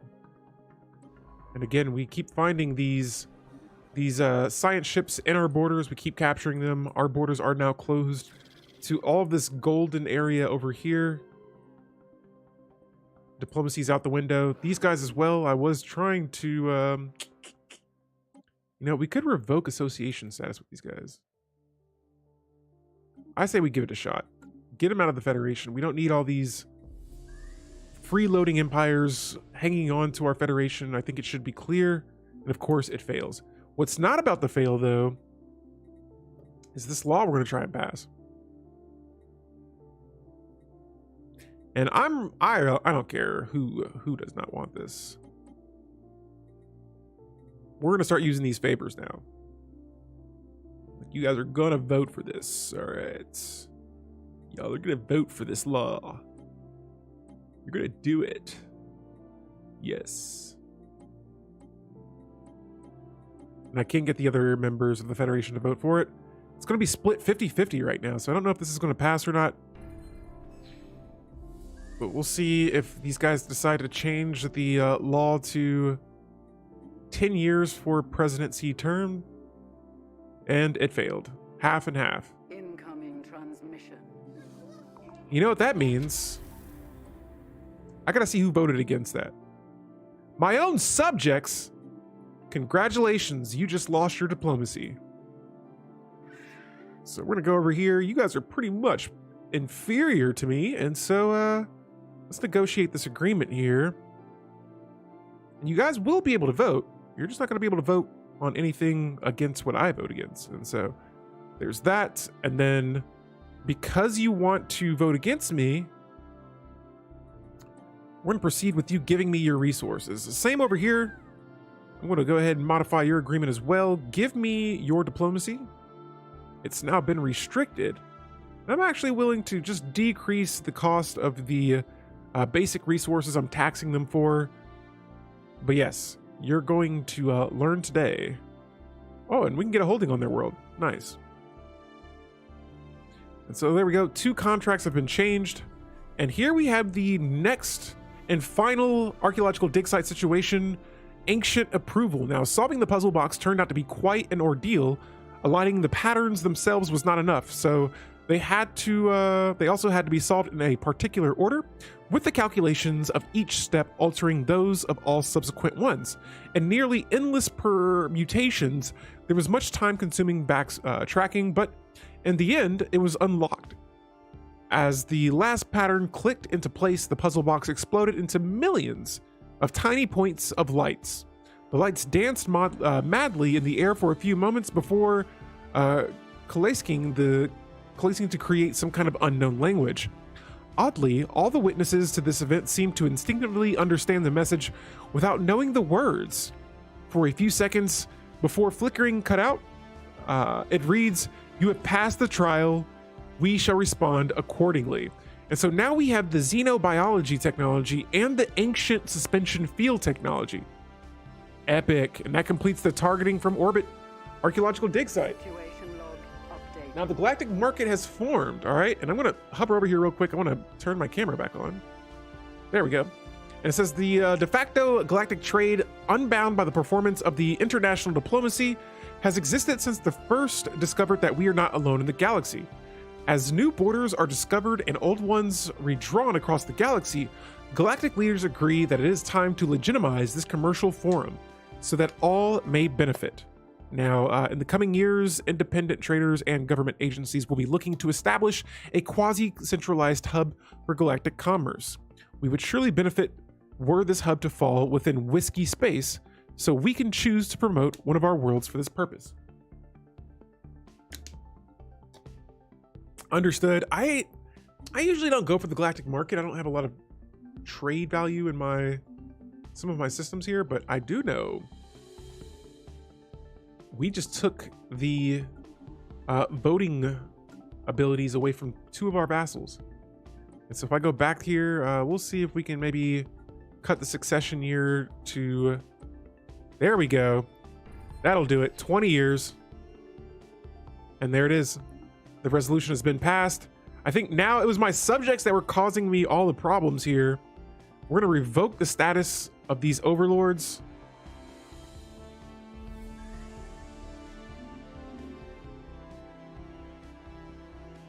Uh-oh. What is this? A splintered species? Another one of these.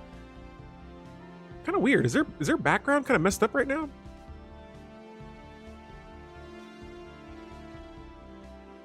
So this is one of my subject species. They're pre-FTL. And I'm pretty sure it's like a collective hive mind species that is not fully together just yet. So they're in here. Here's their ship. So they just became spacefaring species.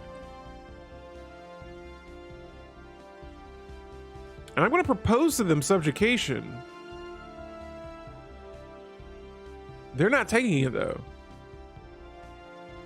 Where they're located at, I am not so sure. But yeah, again, we just found their ships here. I see no like question marks letting me know that there's a pre-FTL species in this world. Terrible Hamster, welcome back. We just got some cruiser technology, so we're starting to build bigger ships and assisting planets in research. But yeah, guys, if you're here right now, thank you so much for stopping by. If you're watching this VOD on YouTube, please feel free to leave any tips, tricks, comments below. If you see me doing something wrong, do not feel afraid to call me out on it. I'm open to constructive criticism. And right now, we just gained a colony. Oh, sweet. Holy moly. So we just gained that colony. The colony that had the splintered species on it, the pre-FTL species, that is now mine. And so, holy moly, yeah, we are going to have some stability issues on this planet. Let's see. We're going to replace this administrative building with a holo theater. I'm going to upgrade that, replace this. I'm going to do some tinkering here just to fix up this world. But holy moly, we just got a new planet right away. We're going to make that a research lab. Nice. Didn't even have to colonize it. Pre-FTLs just found themselves in space, and then boom. Planet is now ours. Now this world, I'm going to name it, let's see, we are a cat species. How about Frozen Paw? The Frozen Paw world has incredibly low stability right now. Yeah, we got to fix this ASAP. Yeah, this species, I'm going to imagine, is not too happy right now that we have pretty much taken their world and there's nothing they can do about it. All right, so back over here to our fleet manager, and we're going to be spending some time in this tab just a bit today.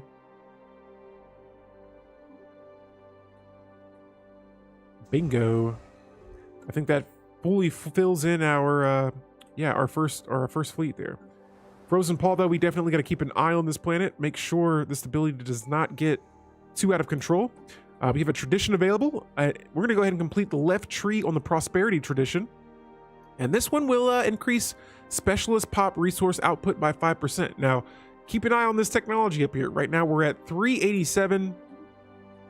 That should climb here to 397. So not bad. Just went up by 10 tech points, but we'll take any of those that we can get. We're going to go to our governors tab now. Since our last leader died, we're going to need a new one. And this time, guys, I need a good cat name. Oh, I can't recruit him either, though, because I don't have Unity just yet. Now I do. But someone give me a good cat name. If not, I'm going to name it after my first cat. But we need a cat name for a governor. Okay, and so outside of that, everything else is looking... This world still needs to fix its stability issues. Oh my goodness, and another scientist has died. They're dropping like flies. All right. McWhiskers. Yo, I like that. I like that. Let me see. For engineering, I have no engineering scientist.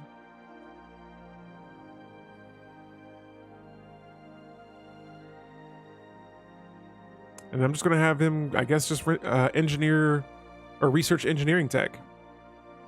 So I know these don't align, but I didn't have many options there. All right, so let's go back to our leader pool. And McWhiskers it is.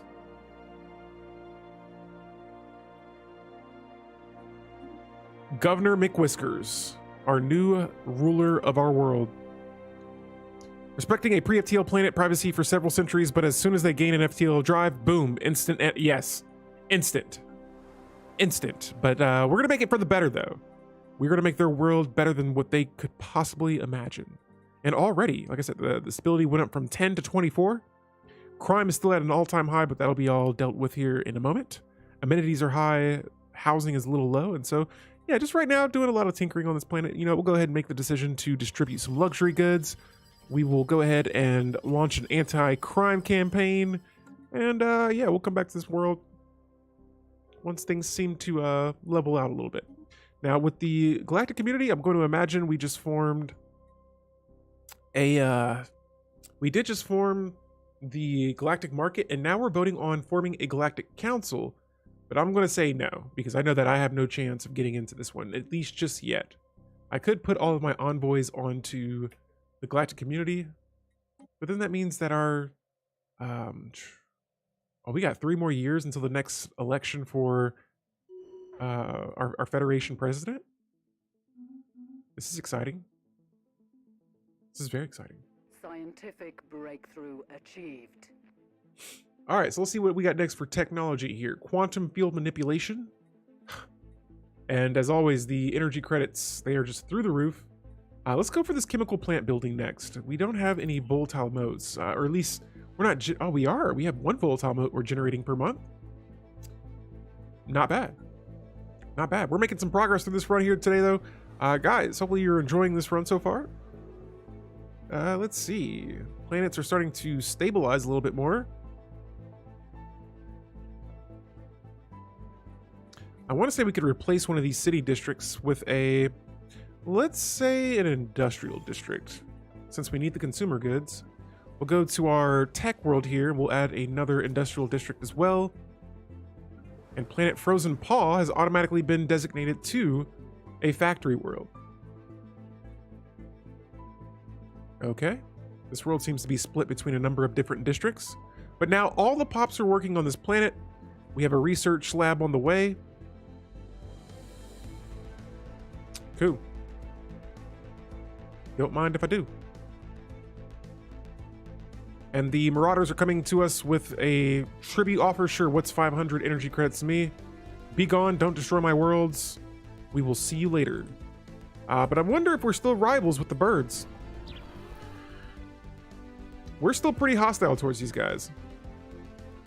And so yes, we're gonna go ahead and declare a rivalry with them. And while we're at it, we're gonna go back to the Reavers over here who have very powerful fleets. We know of a raiding target. And they haven't recovered from their previous raid yet. Okay, but yo, we have a situation here which can easily be solved. We just need to buy some consumer goods. Probably bought a lot more than I needed right there, but that's gonna be okay for now. And cool. So far, everything's looking, I thought okay, but Planet Frozen Paw, what's going on? Nope, it's not this world. We are just hurting for consumer goods pretty badly right now. And leaders. We've had so many leaders die so far in the past, I want to say like 30 minutes now, that we finally got a spark of genius scientist. Let's go. And so going back to my technology here, that spark of genius is assigned to my society tech. We are soon to have habitat technology. And so I'm actually going to go to my shipyard here, and we're going to go ahead and build 2 more construction ships. Now, I don't know how fast I'll be able to build habitats here, but we're going to get to work right away on those. And I'm going to probably add them in my home sector. My home sector only has 2 systems because I started next to 2 other Federation members that pretty much, they nearly pinched me in. And so here we have the Association of Potters. And they say that we've been hearing rumors about the impressive Whiskey Warriors, or the Whisker Warriors, for a while now. And we're pleased to make your acquaintance.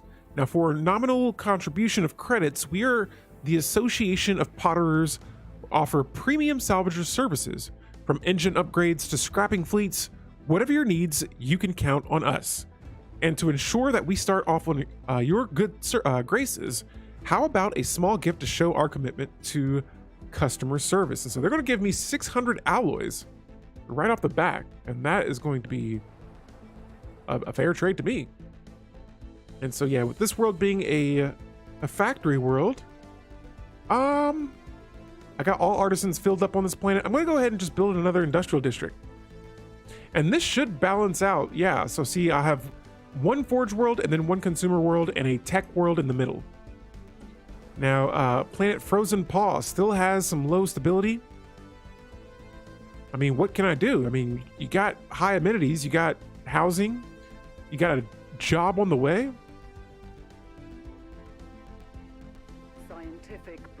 The pop approval rating is what's causing it right now. I'm going to build a stronghold on this world. It'll be the first time I've built one of those on any of my worlds just yet, and all my technology is complete. Wow. So next up, let's go for, got a couple of options here, as always. We'll go for defensive platform hull. I want to defend my borders here. I could see unyielding in the future. All this ancient stuff I tend to leave a little bit later on. I do see my food is starting to drop a little bit, and so, nah, we'll pass on that for now. More habitability would be very nice. And then for physics technology, we'll go for the improved reactor booster. I feel like I've been neglecting that long enough, and it shouldn't take me long to research it. And so the consumer goods have dropped back down to -5. They were at like negative, much higher negative than what they were before.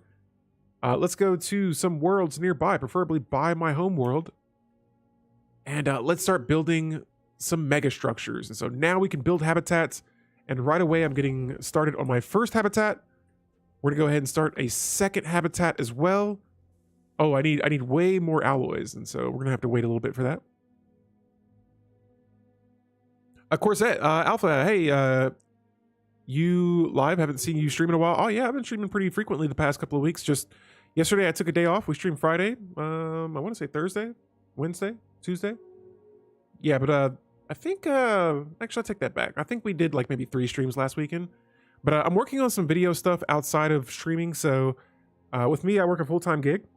It's hard for me to like, do all the fun things that I want in a meaningful amount of time. And so sometimes I have to just kind of put streaming to the side for a second to get some other content out. But I'm hoping here very soon, guys, if all things work out, hopefully. I'm hoping. I've worked hard for it. I'm hoping that I can give you guys something exciting here in the near future. But yeah, it has been a busy couple of weeks. We're really just a busy past 2 weeks. But yeah, just trying to juggle campaigns and make content on the side. Guys, we got a new Federation level. Are we on 3 again? And we have a new law that is in vote right now. This is to change the medium Federation centralization law. Yes, we will. Now let's see what this is here. Oh yeah, I mean, another thing too is I've been uploading on YouTube as well, and so now my past campaigns will stay there. And so right now I'm actually currently streaming on Twitch and YouTube. And so one thing that always kind of bummed me out a little bit was like I've done a bunch of playthroughs in the past where I don't have anymore. I don't have those anymore. And so now they'll be able to stay on YouTube. And if you guys missed the stream here, I feel like a lot of people have told me that it's easier to catch my streams on YouTube than it is on Twitch. I know with Twitch's discoverability disadvantages, YouTube's been helping me out a little bit more with that too. So, and also guys, if you've been watching this on YouTube, I've been seeing all the views, the thumbs ups. Thank you so much. I appreciate that. I'm just trying to get better with this day by day. But yeah, right now we have to wait, I think 2 more years. Oh no, 1 more year. 1 more year. And this Federation is going to have a new president.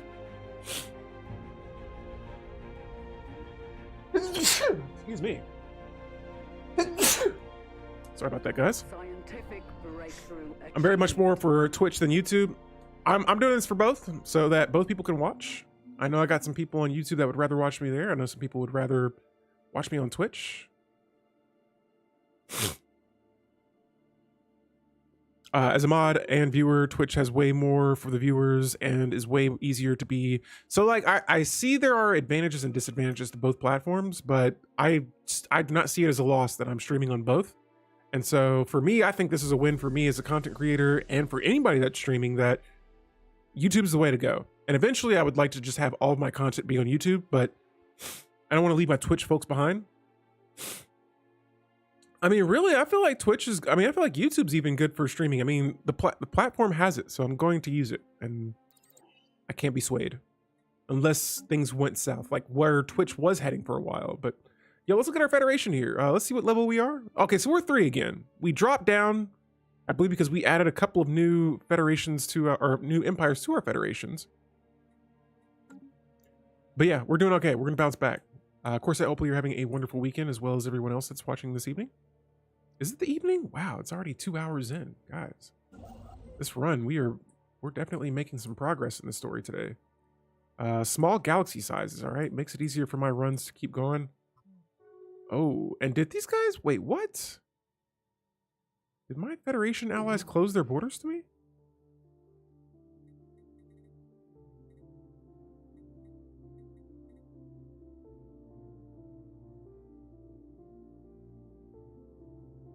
No, they didn't.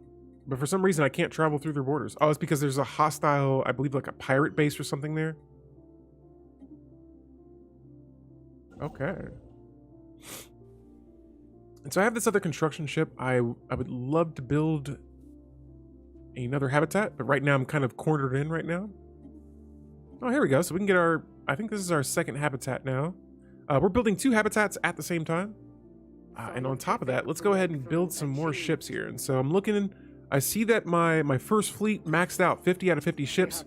We're gonna head over to my 2nd wave fleet. And for this one, I'm gonna add 1 of each cruiser. And this fleet is gonna have more cruisers than the other 2 ships, or the other fleet.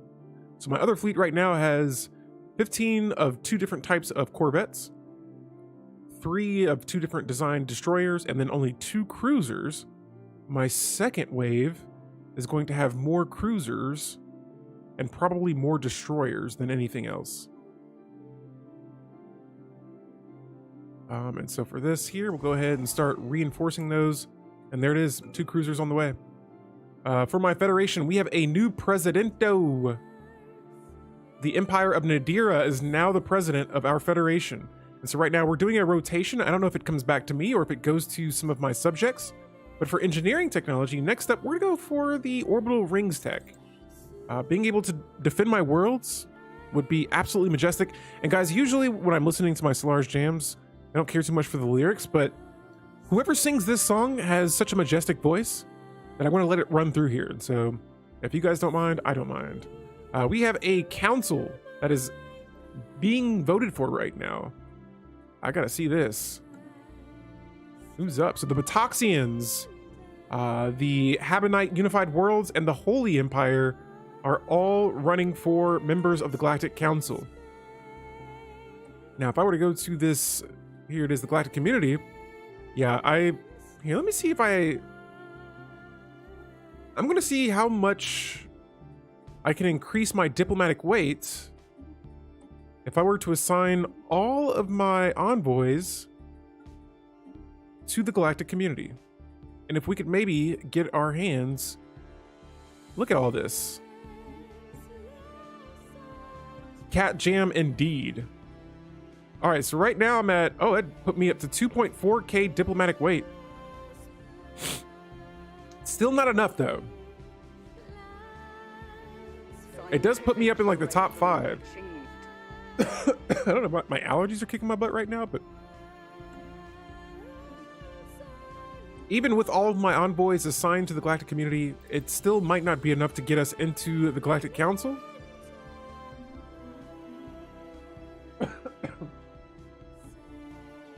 Hello, how goes the Empire? Yo, Ren Mambo dot Pog.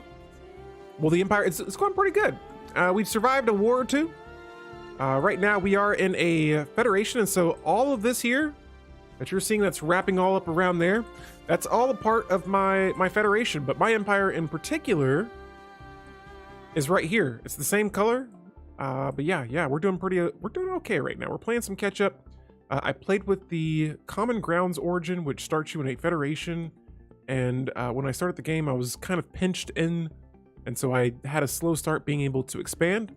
Managed to grab a few systems, and you know what? We're the Battle Cats. We need to be in battle, but right now it's been a lot of just managing my empire and my borders. Dab Rin Mobo sounds 100% better than Rin Momo. I should have named myself that. Oh well. Sorry, I might have butchered your name there, but yeah, I'm reading a whole lot and my eyes get a little blurry. And I have this bright light beaming in my face, and so sometimes I might mismesh your words or your names up. I'm so sorry. But welcome to the stream. And yeah, we're playing with our cat species, the Battle Cats here. We are a fanatic militarist empire. Here it is, the Galactic Council is up and ready to just jack up the game now. It should really sound better. Yeah, I appreciate that. But yeah, welcome to the stream. I'm Alvin Delete. I play a lot of Stellaris and other Paradox Interactive and micromanagement games. Yeah, I like to go really in depth on my runs. And so if you want to catch up on the stream here, I leave little details and just little storytelling things about what's happening in my game. I've been having a lot of fun with the Mid-Journey AI. It's been helping me add some extra pizzazz to my streams here. And so yeah, if that's something you're interested in, you're more than welcome to join. We are a inclusive community, just a small bunch of us that like to play other strategy games as well. We do have a Discord as well. Well, you're in the right place. Yo, there you go, a Discord link for you to join. We talk Stellaris and other games as well. But yeah, outside of trying to sell you on my social media stuff, we're gonna take a look at, what was I about to take a look at? There was something that just happened here and I can't remember now. Okay, I've lost my train of thought. We're gonna go back to our planets here. And so Planet Paradise. Look at that, we replaced that city district with a consumer good or an industrial district building or district. And now our consumer goods are back on track. I didn't lose any buildings. And as much as I would like to replace another district here, I'm gonna have to wait. It's going to have to wait. But yeah, planet, this is our home world, paradise. It's looking as good as it can be for now. Rin says, I don't actually play many video games despite being neck deep in the video game community, so I have no idea how to play Stellaris, but I know what it does. Nice. Nice. Well, yeah. Like I said, if you're interested in hearing some of the stories and stuff, I do role plays. Sometimes you might see me in costume. Sometimes you might just see me in my normal self doing just kind of random playthroughs like we're doing this evening. But yeah. I can, if you have questions, let me know. I think I do an okay job of chit-chatting here for a little bit and just kind of explaining the decisions I make in my game. And so, yeah. And yo, thank you for the follow. Let's go ahead and get him knighted in here. So, Ren. Whoa, the back-to-back alerts. Renmomo.pog, I now grant you the status of Alpha, the energy of Yang, and the ability to delete all elites. Thank you for the follow, and welcome to our Stellaris stream. Let's keep this thing going. It does not stop today. And so the Odd World, this is another new world that we just colonized. Still low stability.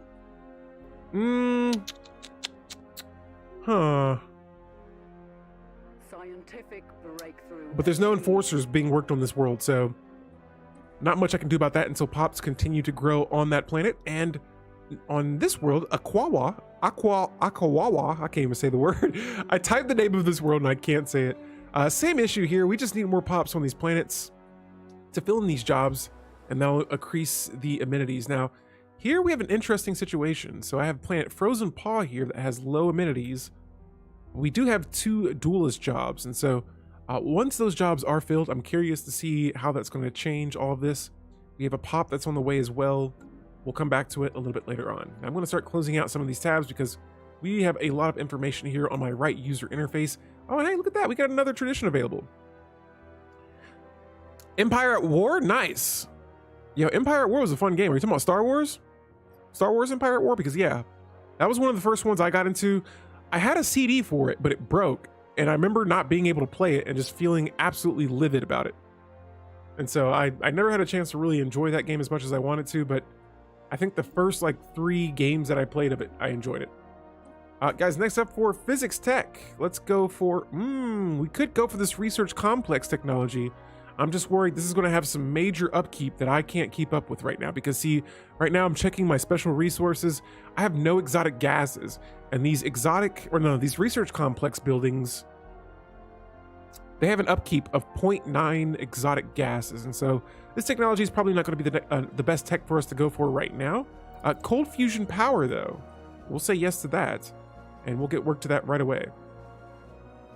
All right, cool. And so let's take a look at our factions here. We haven't looked at these much at all this stream.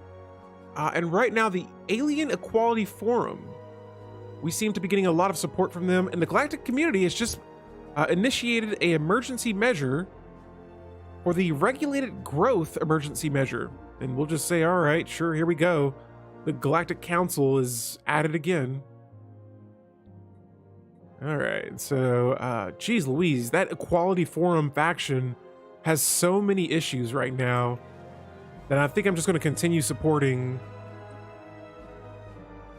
the victory movement.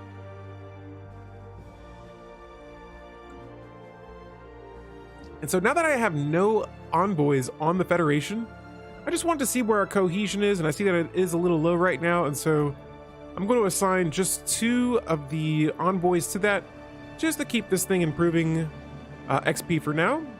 And I think we can possibly catch up here. I want to see who's going to be the next president of this federation.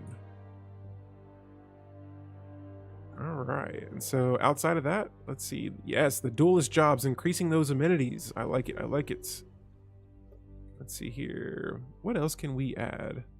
Scientific breakthrough. Let's see. I'm just kind of antsy right now for more pops. Actually, we have the market here, and so we can go to the slave market, and I could buy some species. So I could use more consumer goods. We could put a robot species. Actually, we could put both of these species on planet Frozen Paw. And there you go. You're now free. Do your thing. Be free, species. Uh-oh. Oh, cool. And so, yes, there it is. Planet Frozen Paw. We had -1 amenity before we just did that, and now it's up to 26 because those pops filled in the gap here for duelist jobs to be worked. Oh, you do miniature painting. Nice. You just finished painting a bunch of random stuff, and that's been work progress for a while. What's the goal of this playthrough? The goal of this playthrough is just to see if we can survive with our scientific, militaristic cats, and see if we can just conquer the galaxy. We started with a Federation origin, but for me, I'll have some goals on my YouTube channel though. If you want to, you can check that out. We have a YouTube community poll where in between each of these streams, you can vote and sway and interact in my playthroughs. And so, like for instance, after this stream, I'm going to be leaving this stream off on another poll. And like I said, so this is like the third episode, I want to say, of the Battle Cat stream. And in our last poll, I let you guys have the option to vote on my next tradition, and everyone voted for, let's see, where's it at? Oh, where are my traditions? Or no, it was my Ascension perk. And so you guys voted for Technological Ascendancy. And so I try to add ways that you guys can interact with my runs and change up the story of my game if you want to. And yeah. Xenobiology is going to be our next society tech that we research. And once again, we got 1.8 alloys, lots of alloys. To the fleet manager we go.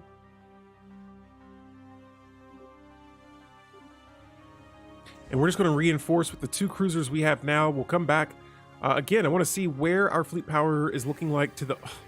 Still impossible. The overlords are just too strong. They're way too strong. And so now I just want to see... Oh, look at this. And so it looks like our... The birds have made claims on some of my systems. The fools. Yeah, so we still got a few empires that are overwhelming in power compared to us. Fortunately, a couple of them are allies. Cool. We'll keep it moving. And next up for physics tech, we're going to go for the shield capacitors. Actually, let's try the antimatter reactor. And something just happened. I don't know what, but something is going on over here. And so now we were losing Federation XP for a second. What? An empire just joined the Federation? And war has broken out with what was once the Overlord. And now it looks like a bunch of empires split up down here.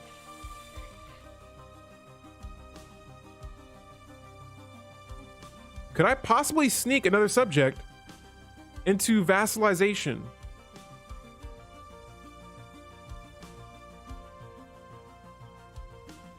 So close. So close. The Kingdom of Hadam. Wow.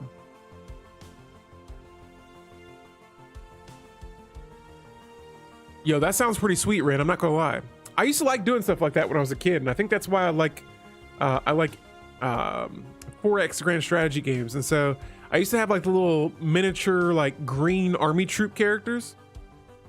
Oh, so 40 to 65 years, all of those empires break up. Wow. Oh, and one of my Federation members has subjugated them already. See, this is the thing that drives me crazy, is like, I can never get my hands on a subject fast enough before they end up already being subjugated by somebody else. The Overlord is dead. Dang. That is crazy. Oh, so what's up with the bird species then? Where are they at? Let's see what's up. Oh, you guys don't have an Overlord anymore? Let's propose subjugation. Oh, they're not going to have it. I can tell you right now. They're not going to have it. Yeah, these birds, we've been rivals this whole game. And now we are declaring war on them. I'm not waiting. They are weak. They're inferior. I want to make them a tributary. You're going to become my subject. This is going to have us go to war with this Overlord as well. We're doing it. We're declaring war. There it is. There it is. Finally, war. Yes. Declares war on a bird such as the Stellaris thing. It is. It is. Not just a bird, but an holy empire supporting it well with a face only a mother could love. Their fleet power is overwhelming compared to ours. I want to revoke their Federation status. You guys are no longer allowed in our Federation. And so we will definitely vote yes. Actually, we're voting for the war right now. And we just built our first habitat. And so win-win right here for the Battle Cats. We'll go ahead and colonize this habitat right away. Kittens only, kitten schmitten. Actually, hold up. There's another species that has a much higher habitability for these types of worlds. And so, yes. Have to go to sleep. Take care. Hey, Turbo Hamster, have a wonderful evening. Ren, everyone is allowed in the cat club. Just not... These are all species in my empire right now. But I'm going to let this... This species always reminds me of the cloning species from Star Wars. We're going to name this world... How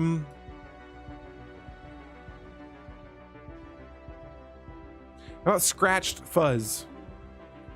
A little scratching fuzzball. A new habitat, ladies and gentlemen, on the way. We are at war with the bird species. Actually, we're voting for it right now. And it failed from 2 empires. Come on. You guys deserve to be subjugated. I should kick you guys out of the Federation.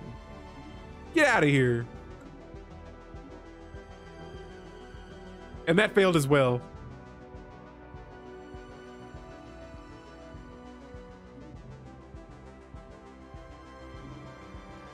Or did it? I don't know. Just trying to stop all the notifications. All right, so we're grabbing all of our ships right now, and we are moving down here. This is a war to subjugate the bird species. Their treachery has gone long enough. And we're going to build some more megastructures while we wait on that as well. But holy moly, we are at war with the bird brains again. Now, one thing I'm going to try and do is let's reach out to the Reavers here. I want to see if they have any ships available. Yes! The galaxy's working in our favor.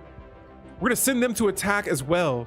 And we will pay those 3,000 energy credits to have a very powerful pirate fleet. Get ready to attack them as well. We got a migration treaty. What? Aren't we at war? Oh, they have an imperial civil war going on. I don't know if I've ever seen this before. I'm going to probably assume it has more to do with their species. Or with their origin start there. What's up with their icon? Why does it have this red border like that? But now their origin is prosperous unification. A tale as old as time. Cats versus birds. Indeed. Yo, this just got into a spiraling out of control situation there for a second. Now, checking back up here with my resources, we're gonna go to some of our planets, and once again, would like to maybe get some more, it looks like a little bit more of everything. Yo, Dolphin Die Pro, welcome to the stream. We just declared our battle cats have just declared war on some hostile bird species, and we got some crazy wars going on right now. Or oh no, the war's not happening. Son of a gun. The Federation voted against it. There goes our battle right there. I was ready to sweep these guys up. I got my fleets moving and everything. Let's see here. How about another subjugation? Let's try this again. And this time I would like for the Federation to vote yes, please.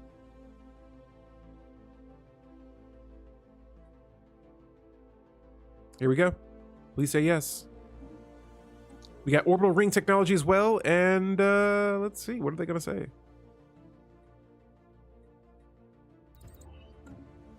The conquest of a new It has begun! It is time for battle. Our Federation is going to be put to test. Speaking of which, though, let's look at our laws real quick before we go into this. I want to see when the next... Okay, so we still got some time. We got over 10 years for our next succession term to complete. But we might be able to vote on that here in the next 100 days. We'll come back to that in a moment. In the meantime, though, let's grab our fleets here. I'm going to have them hang out in this system, and I'm going to see if the Federation ships are going to head our way. Now, right now, we just declared war on all of this madness going on here. We got allies all around their borders, and this is going to be a war for me to subjugate our bird rivals. Now, next up, I'm going to go for the adaptive bureaucracy technology. I'm noticing here that my consumer goods have taken a huge drop right there. And so I was pretty sure this planet was set to be a factory world, planet Frozen Paw, and we're going to redesignate it to that.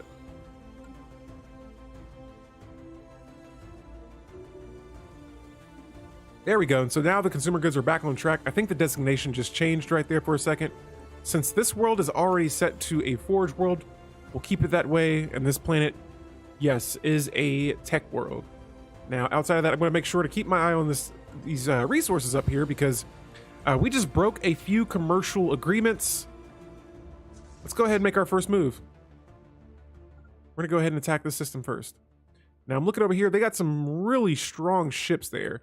And the Monclarian kingdom that's right here is about to take some heat. And so we're attacking our first base here. My main thing I'm gonna try to do with these guys is to work around their ships. But yo, look at all that fleet power. And I want to make sure that both of my fleets do have an admiral on them so that we're gaining XP. So we got another scout there, and we're gonna go ahead and push on to this second. We're gonna take down that base next. Holy moly, and that fleet is moving fast. Uh-oh, we got a big battle going down here with one of our new formed allies, and what in the world did I just witness right here? They just traveled right through their borders. They must not be at war. Okay, well, for our engineering technology here, let's go for the standardized destroyer patterns. I got enough alloys right now to buy another fleet. I'm scared, guys. I think something bad is about to happen. Oh my goodness. We have established a new planetary base. All right, we have a new habitat on the way as well. And this one, I could see myself. Who's in the war? Here we can find out now.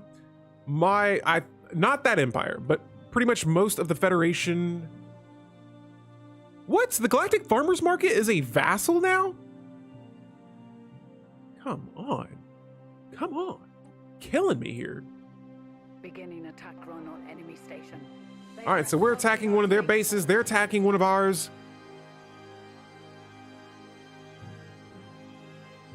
Oh, sweet. They found a Cybrex artifact for us. Nice. So we're losing a military station. They are going to be losing a military station. We have refugees coming to our planet. And there we go. We took our first base. They took one of ours, and they're going to move through our systems now. But they got a Federation they got to travel through. And so while we might lose a spaceport or two, we're trying to win the war. They might get a couple of battles in. Yeah, sure. We're going for the war. And so I know that they're going to have to travel through some serious hostile systems here. And so yeah, this might get a little scary for a second. But we're attacking them the same way they are hitting us. Another embassy offer here from the glorious Imperium. We'll take that. Yes, again, they got ships here. They got fleets moving their direction as well. Holy moly, this is about to get huge. Oh, and I got a planet here.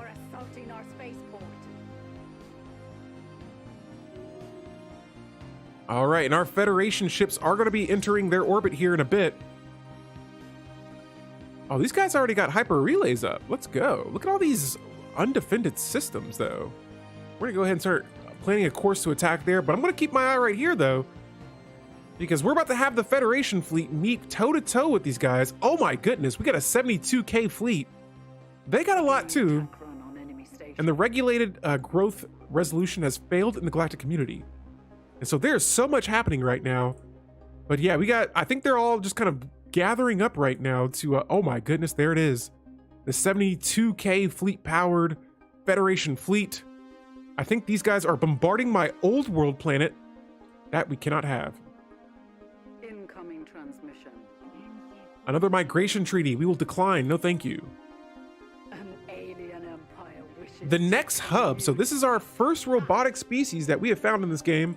And here we go, guys. We have a massive war going down here. Will the Federation hold off the overlords? Holy moly. And there it is.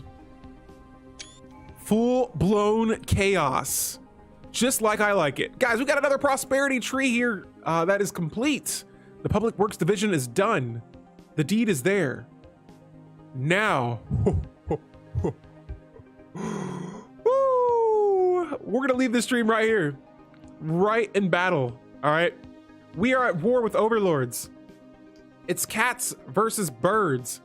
I have completed another ascension perk, and once again, I'm going to let you guys vote on what you think I should go for next. Now, I will be proposing some more options here. But yes, lots of options here. We're at war with a rival species, the bird brains. The next stream is going to be tomorrow, Sean. Or Shaw, I said Sean. I don't know why I keep saying Sean, sorry. Shaw, yes, tomorrow's stream will be at 7 p.m. Eastern time zone. And so, yeah, 2 hours from now, and then add 24 on top of that. So 26 hours total from now.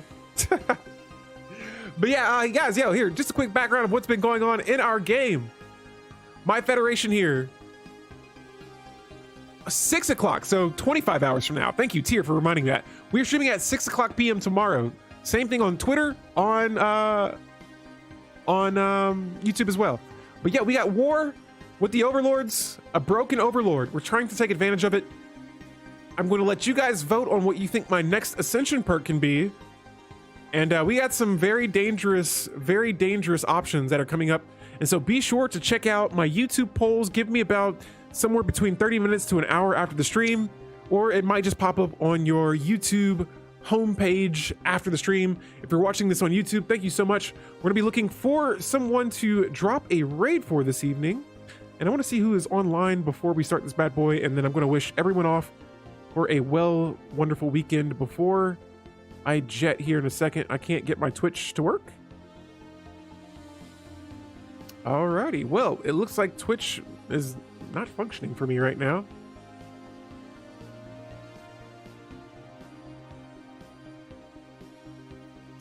I actually see someone that is live streaming some Stellaris right now that I don't know if I've done a raid for. They did a raid for me a while back. We're gonna return the favor here. It's been a while, but guys, I'm gonna jump over here to my home screen. Again, we will be back tomorrow, 6 p.m. Eastern time zone. I wanna make sure I'm spelling this name right before we end this.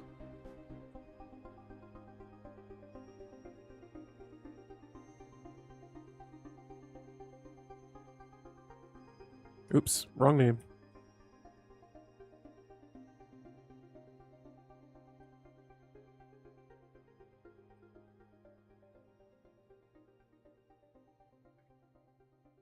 All right, there it is. There it is, guys. All right, we got a raid going for Rodamant, who is playing some Stellaris as well.